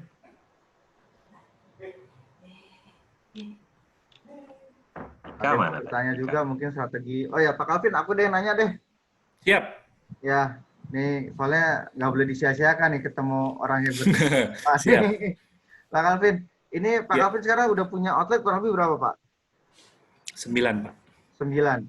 Nah, itu dari setiap outlet apakah punya strategi yang berbeda atau punya satu strategi diterapkan di 9 outlet itu Pak? Harus satu strategi Pak. Nggak boleh beda-beda. Kan satu manajemen. Iya, tapi kan artinya gini Pak, dengan lokasi yang berbeda, dengan market yang berbeda mungkin dekat-dekat itu ya, apakah itu ada strategi-strategi khusus yang dibuat selain dari satu strategi yang dari satu manajemen tadi Pak? Saya rasa penggabungan satu strategi, tinggal nanti aplikasinya kepada di daerah-daerah tersebut, mungkin daerah-daerah perumahan, kita mungkin lebih banyak mendekatkan diri kepada customer kita, lebih kalau saya ngomongnya customer intimacy. Bergaul dengan customer. Emang agak sedikit berbeda ya kalau customer kita ibu-ibu rumah tangga yang suka arisan, itu pasti berbeda dengan orang-orang kantor yang cepat-cepat makan terus langsung kerja lagi gitu. Jadi di sini ditentukan oleh sebuah keluasan dan kemahiran dalam bergaul untuk para supervisor kita dan para kru kita untuk memahami karakteristik pelanggan-pelanggan kita. Karena berbeda ya di suatu tempat dengan tempat lainnya itu berbeda. Ada yang kalau di perumahan lebih banyak ibu-ibu arisan, itu kan perlakuannya harus berbeda. Harus lebih banyak banyak ngobrol gitu. Kalau di perkantoran customer itu pasti menuntut kecepatan dalam melayaninya gitu, Pak. Ya, Tapi balik lagi, Pak, ke tempatnya lagi. Oke. Saya rasa itu, Pak. Oke. Siap. Pak Kavin, boleh nanya lagi nggak? Silakan dengan senang hati. Ini kan gini sih Pak, kalau saya lihatnya kan tren sekarang ini kan karena mungkin lagi lockdown kemarin itu, jadi kan semua orang berusaha untuk mengembangkan apa yang bisa dikembangkan dari rumah nih Pak. Tapi ada nggak sih menurut Pak Kavin satu titik jenuh gitu, kalau karena gini, kayak misalnya sekarang tuh kan kalau kita lihat di jalanan-jalanan Jakarta tuh banyak sekali booth-booth kopi nih Pak. Nah, mungkin orang tidak terpikir, mungkin pertama kali diawali dengan dulu Bumi mungkin Starbucks ya, mungkin ya, yang akhirnya orang jadi yang nggak punya kebiasaan ngopi gitu kan ya. Jadi mungkin yang biasanya cuma ngeteh, jadi akhirnya kopi, dan akhirnya booth kopi ini sampai ada di mall dan ada di setiap berapa meter kita ketemu udah kayak Alfamart, Indomart gitu ya, ada booth kopi. Nah, kalau ada teman-teman yang berpikir untuk juga sama, ini kan biasanya orang Indonesia ini kan latah nih Pak, satu bikin kopi, betul. bikin kopi gitu ya, satu bikin ini semua langsung jadi banyak gitu ya Pak ya. Itu betul. Nggak sih Pak, kalau kita mau masuk ke pasar yang memang sudah banyak. Contoh misalnya kita, ya kayak kemarin tuh saya juga sempat ada teman saya ngobrol, telepon saya nanya, kebetulan saya kan punya booth Pak di Indomaret Pak. Jadi dia tanya waktu itu, gimana sih caranya masuk ke Indomaret, dia bilang gitu. Karena gue mau jualan kopi nih, dia bilang gitu. Terus saya tanya sama dia, kok lo mau jualan kopi, emang kenapa? Gitu kan. Jadi cuma dia merasa kopinya dia beda lah. Nah ini sebenarnya kalau untuk kita yang sudah pengen jualan banget, tapi produknya itu sebenarnya sudah banyak dijual gitu ya. Artinya ya semacam mau dibilang ikut-ikutan, pasti kan nggak mau dibilang ikut-ikutan. Cuman kan emang ternyata banyak di pasarnya. Itu menurut Pak Kavin ada strategi khusus nggak sih kita masuk ke pasar yang memang sudah lumayan banyak pemainnya gitu Pak? Iya, oke. Thank you Pak Iwan. Kalau menurut saya, kalau kita masuk ke Red Ocean yang berdarah-darah nih, udah banyak kompetitornya nih, terus kita nggak punya sebuah keunggulan produk, nggak punya kelebihan produk, saya rasa siap-siap untuk bentar lagi juga ditinggalkan gitu loh. Jadi selama ini balik lagi pertanyaannya Pak, keunggulan apa sih yang orang harus beli ke produk Anda gitu loh. Kalau nggak punya keunggulan, kalau nggak punya kelebihan, saya rasa agak-agak beresiko sekali kita terjun di sebuah bisnis di mana kita produknya adalah me too. Saya ikutan latah gitu loh. Dan itu udah banyak kejadian banget. Oh, produknya namanya apa? Me too ya Pak? Oh, saya juga gitu. Iya, saya juga gitu loh. Saya ikutan gitu loh. Saya latah gitu loh. Terus apa sih yang menjadikan produk Anda memiliki keunikan gitu loh? Unique selling proposition Anda tuh apa sih gitu loh? Jadi kalau menurut saya sih bahaya banget kalau kopi ini udah terlalu banyak banget. Kayak kopi kenangan kan itu disuntik dengan investor ya. Iya, betul. Ya, makanya dia kuat gitu loh. Tapi seberapa lama bisa ada di hati pelanggan kan kita juga nggak tahu. Kalau dia belum terbukti gitu. Jadi saya rasa kalau bisa sih jangan ikutan produk me too lah. Pak Kavin ada pertanyaan lagi nih Pak. Yes Pak, silakan Pak. Dari Iin. Dia tanya, kalau kita lagi dalam keadaan kelelahan dan belum bisa memenuhi pesanan yang diminta, karena ini online ya Pak pesanan. Nah, kira-kira itu sama aja nolak rezeki dan mereka nggak mau pesan lagi nggak ya? Saya jualan makanan dan minuman online dari rumah dan pegang sendiri barengan dengan urus rumah. Kalau ada permintaan meningkat, kita harus panggil karyawan-karyawan part-time kan bisa Pak? Iya. Sehingga kita bisa memenuhi memenuhi harapan dari pelanggan. Kita harus siap-siap ketika adanya sebuah lonjakan permintaan, kita cari orang-orang yang bisa part-time. Karena dengan part-time itu kan kita selesai dapat pesanan yang banyak, selesai itu kan kita juga udah bisa nggak selalu harus pakai karyawan itu lagi, Pak. Jadi sebisa mungkin ya di ini ya introspeksi. Bisa nggak sih saya, mampu nggak sih? Jangan sampai juga akhirnya dikerjakan secara membabi buta, akhirnya sakit gitu loh. Kan perlu ini juga ya, perlu evaluasi juga ya. Kalau makanan ini kan tergantung tangannya juga nggak Pak? Betul, tergantung tangan loh Pak. Tergantung tangan. Kita punya dapur sentral yang mengirimkan, mendistribusikan semua bahan makanan, tapi kalau gado-gado itu diulek loh Pak. Ada peran manusia loh Pak, kalau dia lagi keadaan bete atau keadaan bagaimana, dia bisa kasih airnya kebanyakan Pak. Iya. Itulah gunanya test food. Iya betul. Profesor harus test food. Yang jadi challenge kan begini Pak, kalau untuk usaha makanan rumahan gitu ya, yang benar-benar mengandalkan oleh tangannya dia nih. Orang lain, kalau orang lain disuruh orang lain yang masak, rasanya bisa berubah. Nah, itu pentingnya kita bikin SOP, Pak. Oke. Jadi ditaker. Mecinnya mungkin seberapa gram, ininya, kecapnya berapa. Itu kalau semakin bisa ada SOP-nya semakin baik, Pak, itu, Pak. Betul. Jadi memang harus ditransfer sih ya. Sebenarnya bisa sih ya. Bisa. Bisa kalau mau ada pasti bisa, Pak. Oke, gimana Bu Iin? Bisa tangannya bisa diperbanyak nggak? Ya. Laba-laba. Pakai ajak mungkin tetangga sebelah rumah kalau memang lagi dibutuhkan cepat bisa diajakin. Jadi kita punya lapangan kerja ya Pak ya? Iya, sebuah dampak yang positif loh Pak ke tetangga kalau memang ya ada pesanan nih gitu. Tapi Harus mungkin bisa modifikasi Kak Pak ya. Iya, betul. Nanti jadi kompetitor dong Pak. Pak jangan takut Pak kayak gitu. Saya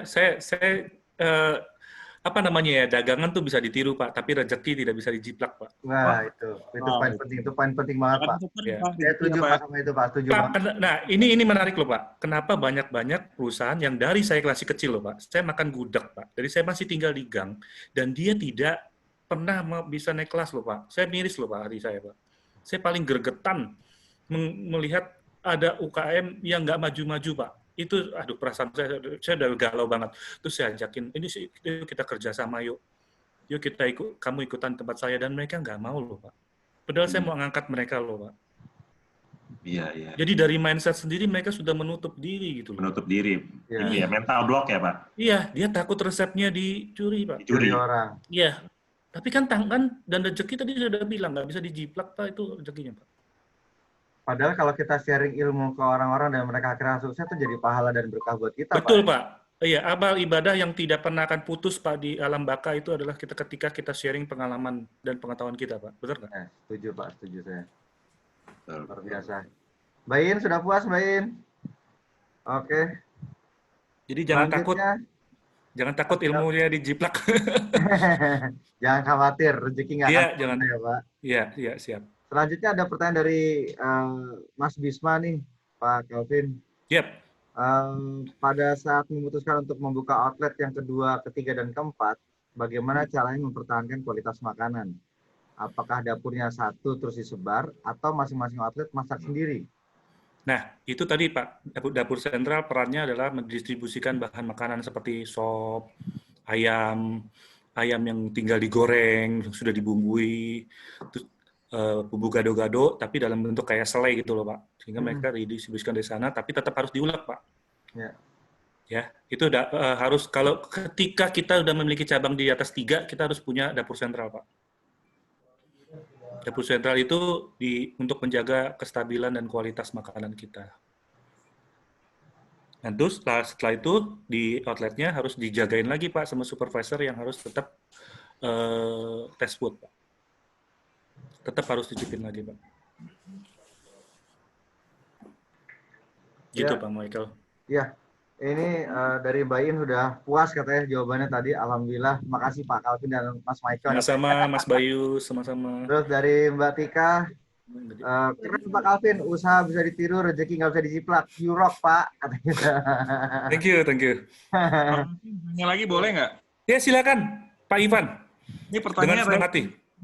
Ini receh sih sebenarnya pertanyaannya ya. Nggak apa salah, Pak. Soalnya gini, Pak, kalau namanya kita baru coba-coba bisnis makanan itu kan biasanya kita belum tahu takarannya nih, Pak. Contoh nih kan, makanan itu sesuatu hal yang harus dimasak dan harus segera didistribusikan kan, Pak ya? Seperti itu ya, Pak. Nah, masalahnya adalah kalau misalnya ternyata ya anggaplah makanan ini yang memang harus dibeli bahan-bahannya.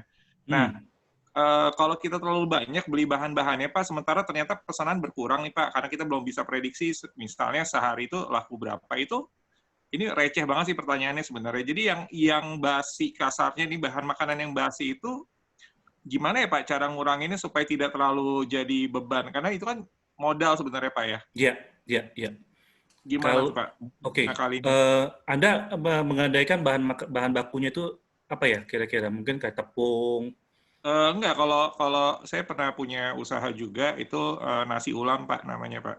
Oke. Nasi ulam kembang goyang. Jadi itu kan memang kita belanja tiap hari Pak. Cuman kan di masa pandemi ini ternyata memang kebutuhannya tidak bisa diprediksi ya Pak ya. Kadang-kadang ramai, kadang-kadang bisa enggak, atau ya kadang walaupun kita sudah pakai rekanan seperti GoFood atau GrabFood, tapi kan memang nggak bisa diprediksi nih berapa yang akan keluar. Tapi kan memang makanan itu selalu harus ready kan Pak. Sementara ini bahan makanannya yang harus dimasak dan harus dibeli setiap hari di pasar supaya dia segar. Nah, pertanyaan saya, kalau misalnya ternyata tidak laku, itu kira-kira mengakalinya gimana ya Pak ya? Supaya tidak terlalu loss gitu. Karena itu kan, maksudnya dengan level usaha kita kan masih itu yang memang kita perjuangkan uangnya gitu Pak, untuk jadi modal kan. Iya. Gimana Pak kira-kira? Pak Ivan kan udah menjalankan bisnis ini kan udah lumayan ini, udah berapa lama ya? Belum lama sih Pak, baru 1,5 tahunan. 1,5 tahun ya. Pasti kan kalau pandemi ini kan pasti ada penurunan. Sedapat mungkin kita juga jangan terlalu bikin terlalu banyak untuk bikin persiapannya jangan terlalu banyak. Dan ketika adanya pemesanan dari pelanggan kan kita bahan baku ada yang bisa kita masukkan di kulkas Pak. Kan? Jadi bikinnya kira-kira kita udah bisa menakar lah perharinya berapa. Dan itu kita jangan sampai terlalu banyak juga gitu loh Pak. Jadi bahan baku kita kalau boplo sih Pak itu kan dimasukin sayuran, dimasukin di kulkas tahan lama gitu loh Pak. Dan bahan baku Bapak kalau ulam kan mungkin paling nasi ya Pak ya. Iya, nasi kan nasi sama oseng-oseng kelapa ya. Iya, serundeng. Serundeng terus sama lauk pauknya ya. Iya. Ya. Mungkin diprediksi kira-kira ada spare berapa banyak lah gitu, nggak terlalu banyak. Dan pada saat itu, kalau memang misalnya ada kelebihan, Bapak bisa bagikan, bisa sharing ke teman-teman gitu loh Pak. Jadi kita juga bisa menabur kebaikan Pak. Jadi betul. Itu yang saya lakukan Pak. Jadi ke tetangga, ke teman-teman itu bisa di-sharingkan. Ya. Kemudian didata terus Pak. Didata terus tuh Pak penjualannya. Omset jangan lupa ditulis. Laku per berapa porsi pun tetap ditulis Pak. Itu rutin banget ketika kita bisa lihat catatan kita walaupun manual, tapi kan kita bisa tahu gitu loh. Oh saat Lebaran waktu nggak ada pandemi nih, oh kira-kira segini gitu porsinya. Jadi kita udah bisa punya catatan. Dan istri saya tuh paling seneng tuh untuk catat-catat kayak gitu Pak. Jadi kita punya recordnya Pak. Jadi ketahuan duitnya berapa soalnya Pak ya? Kenapa Pak? Kalau angkanya tinggi cukup happy. Iya. Alangkah baiknya kita kasih juga ke teman-teman kalau memang ada kelebihan. Tapi itu juga yang saya lakukan Pak. Kayak kan juga punya roti panggang Bang Mike nih. Itu roti kan nggak bertahan lebih dari 3 hari ya. Iya. Jadi biasa saya kalau udah 2 hari itu, tapi kan memang saya porsi per hari kan masih nggak terlalu banyak Pak. Jadi tempat saya jualan itu kan memang nggak bisa terlalu banyak. Artinya kalau ada sisa-sisa biasa suka saya bagi-bagi kan terus daripada busuk. Iya, betul Pak, betul. Dibagikan banyak orang. Ya mencari berkahnya aja sih Pak. Benar Pak, Pak. Hukum tabur tuai Pak. Betul. Selanjutnya nih Pak Calvin, tadi dari Mas Bisma sudah oke, dia terima kasih Pak Calvin, dia bilang. Terus ada lagi dari Mas Doni. Ini dia mau bertanya, dia salah satu termasuk penggemar Boplo nih. Thank you, terima kasih. Dari kantor Stanchart Building di Sulawesi. Kayak gitu. Seberangnya persis gara-gara Boplo. Ya, Casablanca. Terima kasih Pak. Pas makan siang kok agak lama ya Pak, mungkin saking ramainya ya. Terima kasih Pak. Ya hanya mendoakan sukses terus buat gara-gara Bapak kayak gitu. Terima kasih Pak, doanya. Oke, masih ada lagi yang mau bertanya nih, ini seru banget nih diskusi kita hari ini sama Pak Calvin nih. Saya pertama kali Bro Safir bilang mau ngundang Bapak sebagai narsum kita, aku agak tegang Pak. Wah, Apa, Pak? jangan serius nih. Serius nih, ternyata orangnya santai banget kan. Waduh. Santai dan Kalau humble, Mike. ketemu tatap muka, Terima kasih. lagi ngobrol Pak saya, Pak.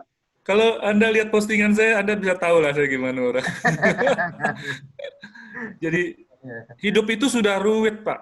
Iya, betul, betul. Jangan dibuat ruwet, santai. Dan ketika ingat loh Pak, ketika kita santai dan tenang, bergembira, itu ide-ide baru dan nongol Pak. Waduh, betul. Saya jadi kangen main ke Boplo nih Pak, mau ngobrol lagi. Aduh, mampir. Bro, ajak bro, gue juga pengen ketemu bro. Ya, nanti Oseng Spokat berangkat lah ke sana. Yes. Oke, ada lagi mungkin teman-teman yang mau bertanya? Ini ada Ibu Iin ya, ada Mas Aan Fat ya. Ya. Tadi ada yang nanya itu Monggo, silakan. Apa namanya? Nanya, sorry sebentar aku cari dulu tadi itu. Untuk Instagramnya apa ya Pak? Kelvin Hartono Pak. Oh, Kelvin Hartono aja ya? Sama. Sama dengan nama. Facebooknya.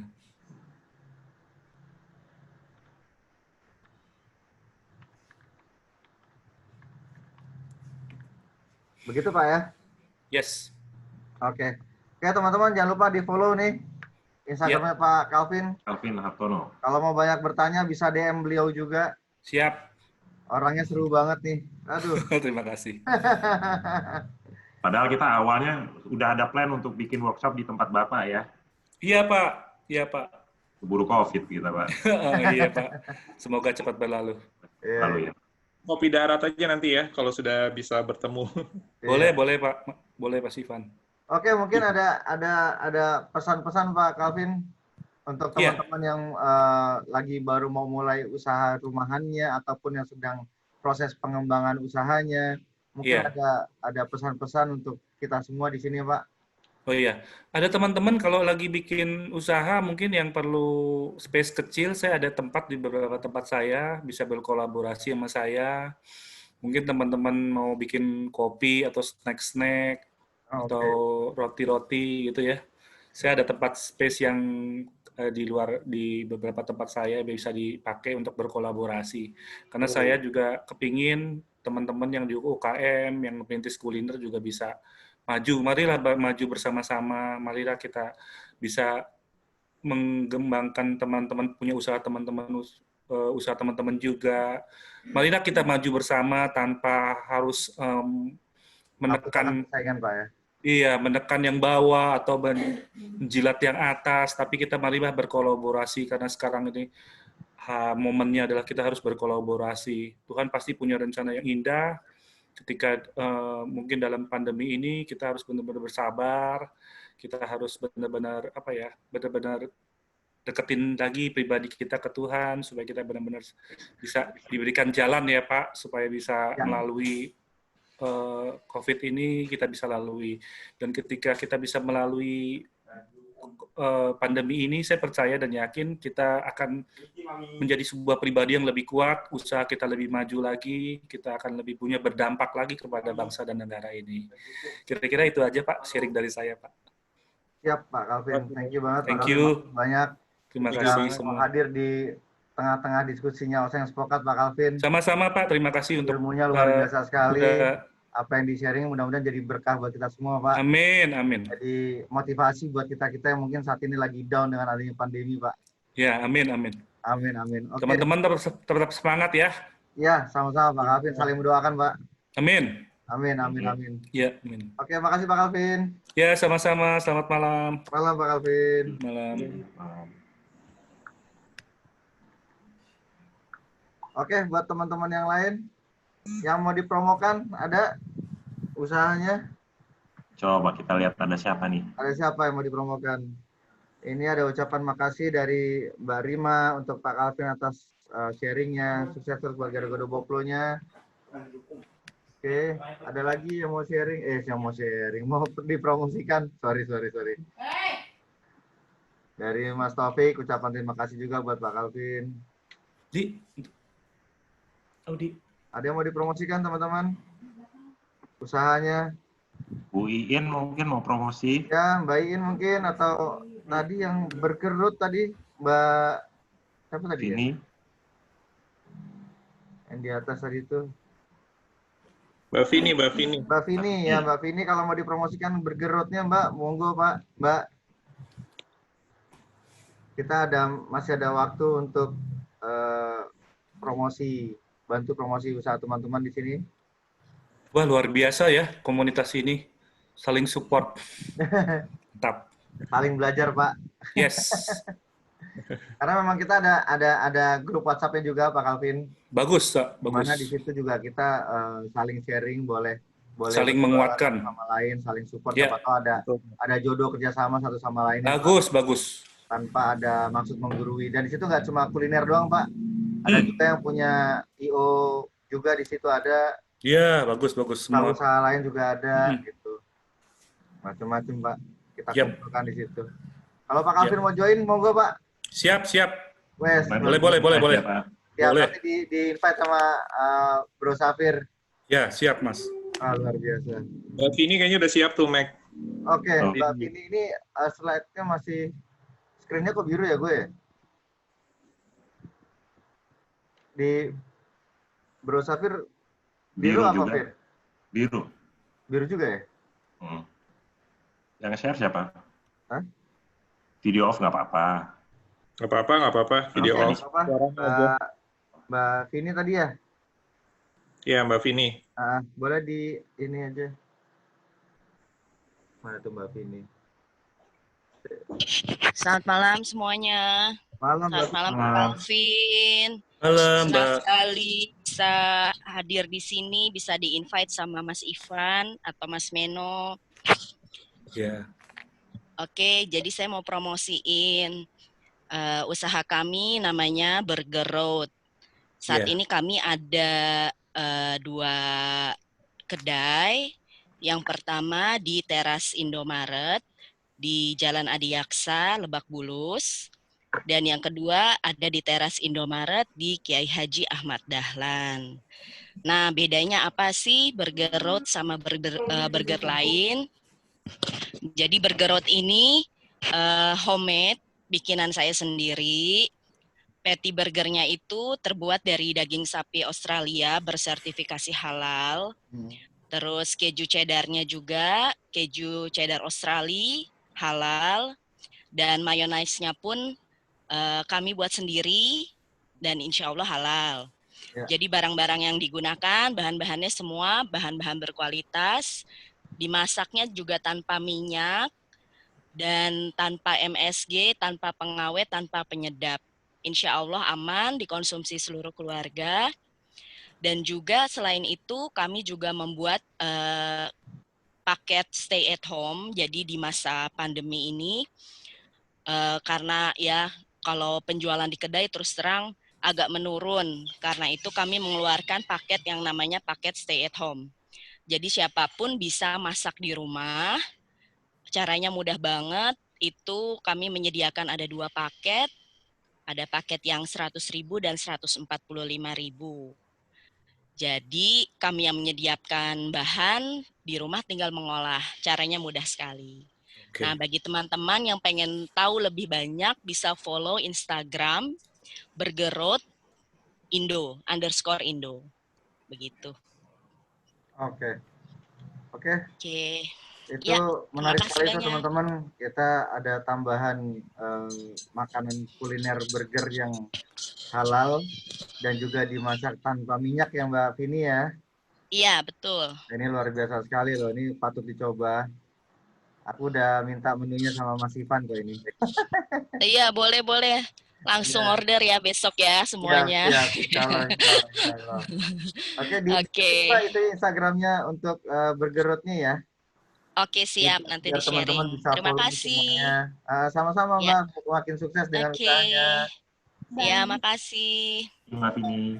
Oke, berikutnya nih dari Mbak Iin ada @makin-makan-minum. Mbak Iin mau dipromosikan apa nih?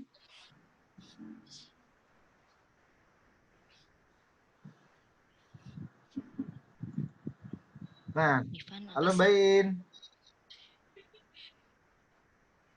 Ini tuh nanti Ibu marah aja. Halo? Halo Mbak Iin. Halo, ternyata masih unmute. Halo Mbak Iin. Iya, Oh Ya, iya. halo, Mas. Monggo Mbak In ini Iya. promosikan. Saya apa ya promo ya, belum siap nih promosi. Cuman ya saya baru newbie aja, usaha rumahan. Ada makanan, minuman. Ya kalau mau lagi free boleh intip-intip Instagramnya gitu. Di daerah Instagramnya mana Mbak In? Makin makan minum. Di daerah mana? Aku Jakarta Selatan, Mas. Spesifiknya?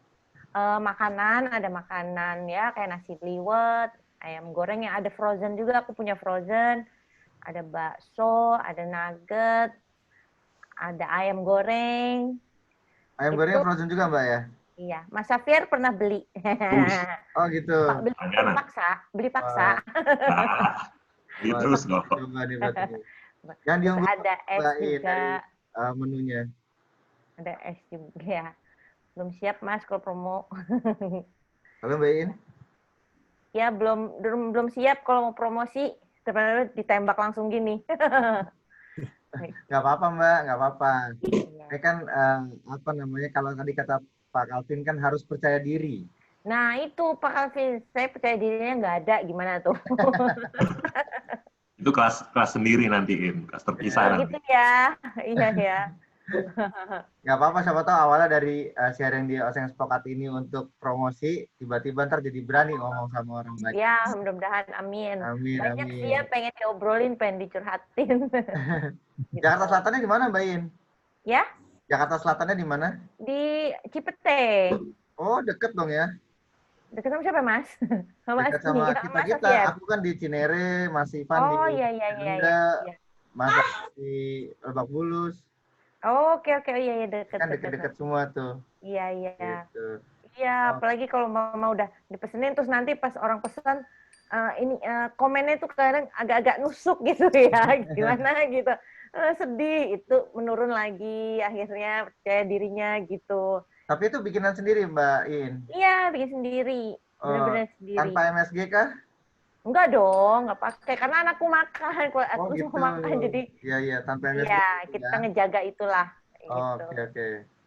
Ini ada lagi satu lagi berarti makanan frozen yang tanpa MSG yang bisa teman-teman nikmati. Ya, aja Instagramnya @makinmakanminum, betul Mbak In ya? Betul, makasih banyak. Ya, sama-sama, makin sukses Mbak In. Amin ya Allah, amin. Makasih banyak. Makasih. Amin. Mbak In. Ya Pak. Kalau tadi kan tanya-tanya bagaimana supaya pede. Iya betul Pak. Ya, sering-sering dekat-dekat sama orang pede. Nanti pasti ketularan pede. Sering-sering kumpul. Sering-sering dengar pendapat orang lain. Ngobrol-ngobrol bareng juga nggak apa-apa nanti. Iya, betul. Sharing-sharing, iya. Atau kalau zaman sebelum COVID tuh sering ada seminar tuh, saya sering ikutan seminar. Dulu saya tuh introvert, saya tuh nggak berani ngomong, takut ngobrol, gelagapan lah, gemeteran lah. Tapi kan ada prosesnya juga di situ. Ikutin seminar public speaking, itu membuat kita lebih berani lah. Iya, betul. Karena kalau dikasih mikrofon udah nggak bisa berhenti Pak Calvin ya? Betul, nanti sampai diusir dari panggung lagi Pak. Iya. Tuh ada tambahan ilmu lagi tuh Mbak In. Iya, makasih banyak untung hari ini. Sama-sama Mbak In. Sukses ya buat usahanya. Amin. Kalau nanti ada mau ditanyakan boleh ke WA saya. Oh iya, Mas Safir tahu. Terima kasih. Sama-sama. Oke, selanjutnya ada Mas Taufik nih. Mas Taufik mau promo juga ya? Coba Mas Taufik. Ya, promo sekalian, Taufik. Mana? Udah di ini belum? Oke, kita unmute dulu. Cek ya. Nggak bisa ya? Bentar. Udah di-unmute? Udah kok. Assalamualaikum Mas Taufik. Assalamualaikum Mas Taufik. Assalamualaikum. Waalaikumsalam. Nah, ini dia Mas Taufik. Ya, gimana mau promo usahanya nih Mas? Iya, sekarang sih masih belajar kalau usaha ya. Karena kemarin pandemik, jadi sambil usaha servis AC, sama saat ini sambil masih kerja juga sama orang. Jadi kerja untuk jualan baterai, jadi untuk forklift, saat ini seperti itu. Baterai untuk forklift. Waduh, Ya kalau ada kebutuhan AC, biasa servis-servis, biasanya kita layanin. Itu di mana, boleh. Pak? Pak Taufik, di mana Pak. melayani servis AC-nya? Apakah ke daerah tertentu AC atau? untuk Bekasi sama daerah selatan kita bisa sih, Pak. Oh, oke. Pabrik-pabrik gitu kan. Ya. Apa untuk kantor. Restoran saya kebanyak di selatan juga. Nah, tuh. Boleh nanti Bisa sharing-sharing ya. dapat servis AC gado-gado Boplo. Betul ya Pak Calvin ya? Iya. Hmm. Boleh nanti sharing-sharing nomor handphonenya. Nah, tuh. Nanti Mas Taufik kita add ke grup juga ya. Ya. Siap. Mas Taufik nanti kita add ke grup WhatsApp dari Oseng Spokat ya. Jadi kalau mau tanya-tanya apapun yang buat teman-teman yang lain juga yang mungkin ketinggalan materi dari Pak Calvin tadi, mau ditanya apa segala macam silakan ditanya di grup gitu ya. Karena Pak Calvin sudah bersedia untuk join di grup kita gitu. Karena kita mau dibikin sama-sama maju semua nih ya Pak Calvin ya. Amin.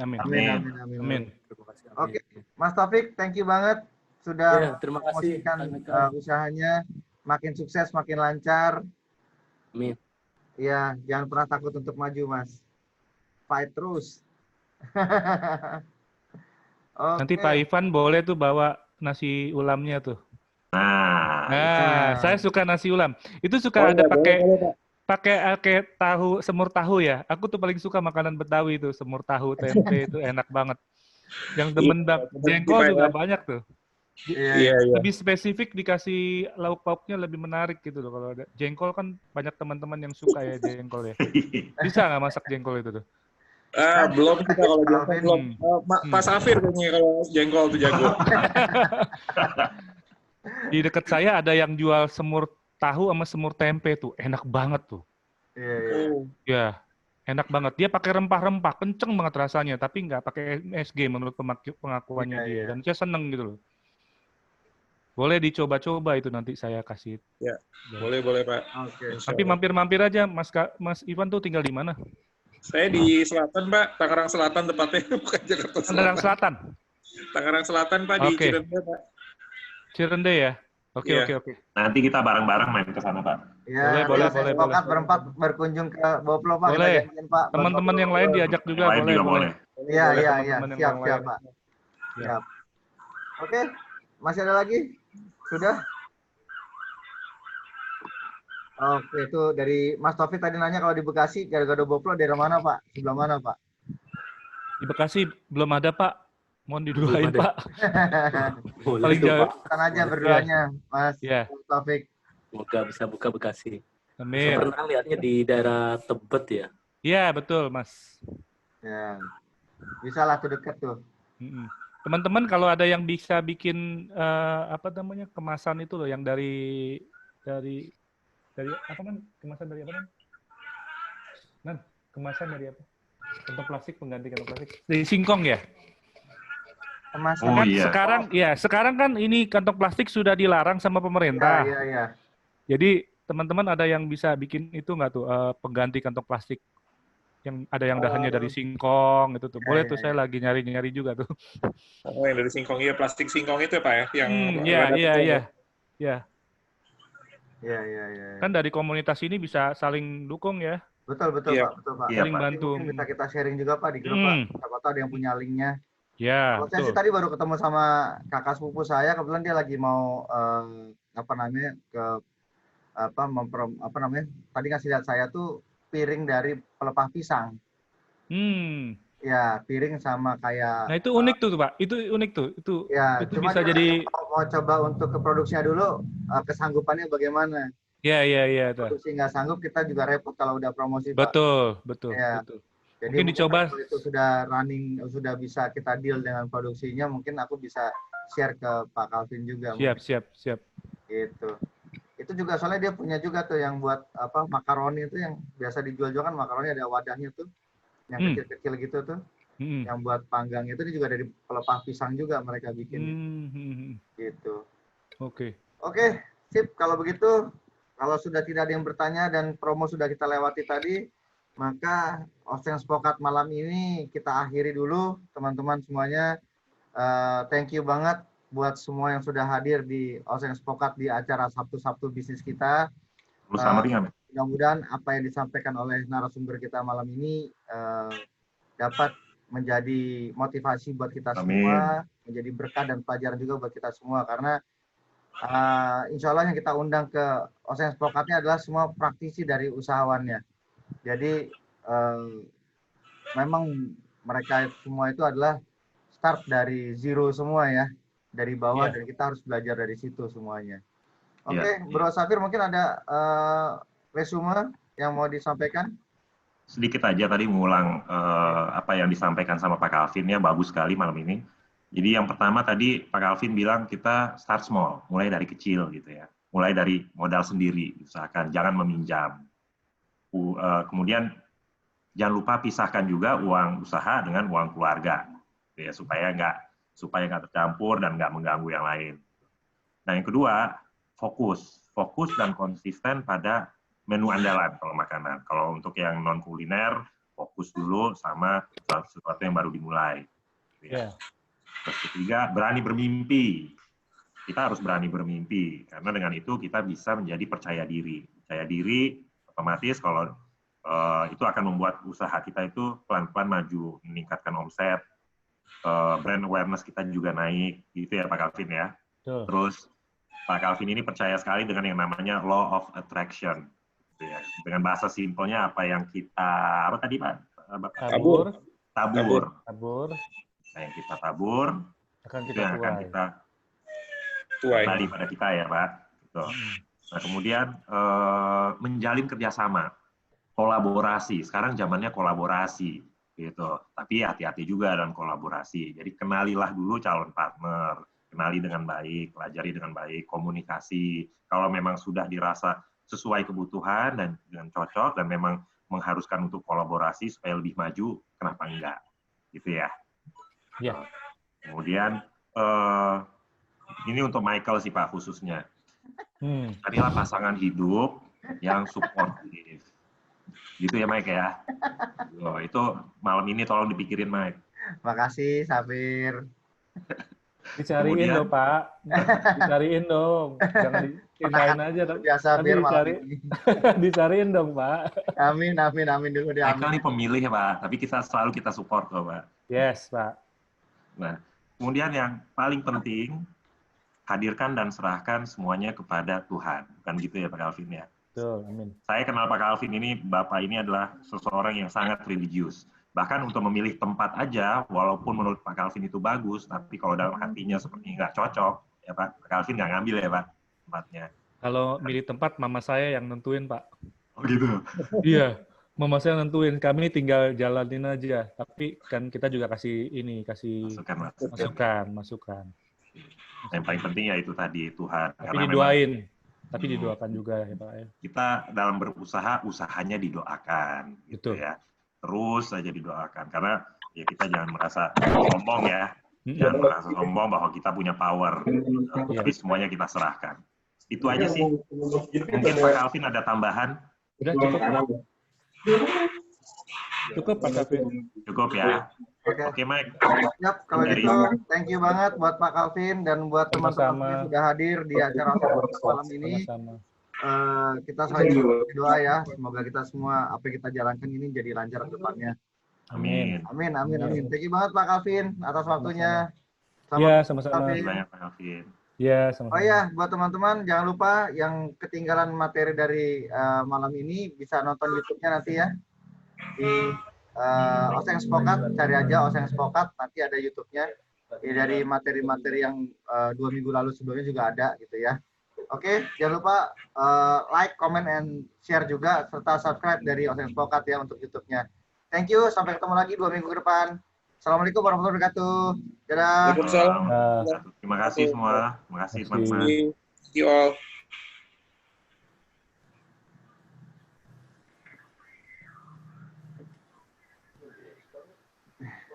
Akhirnya nongol lagi muka.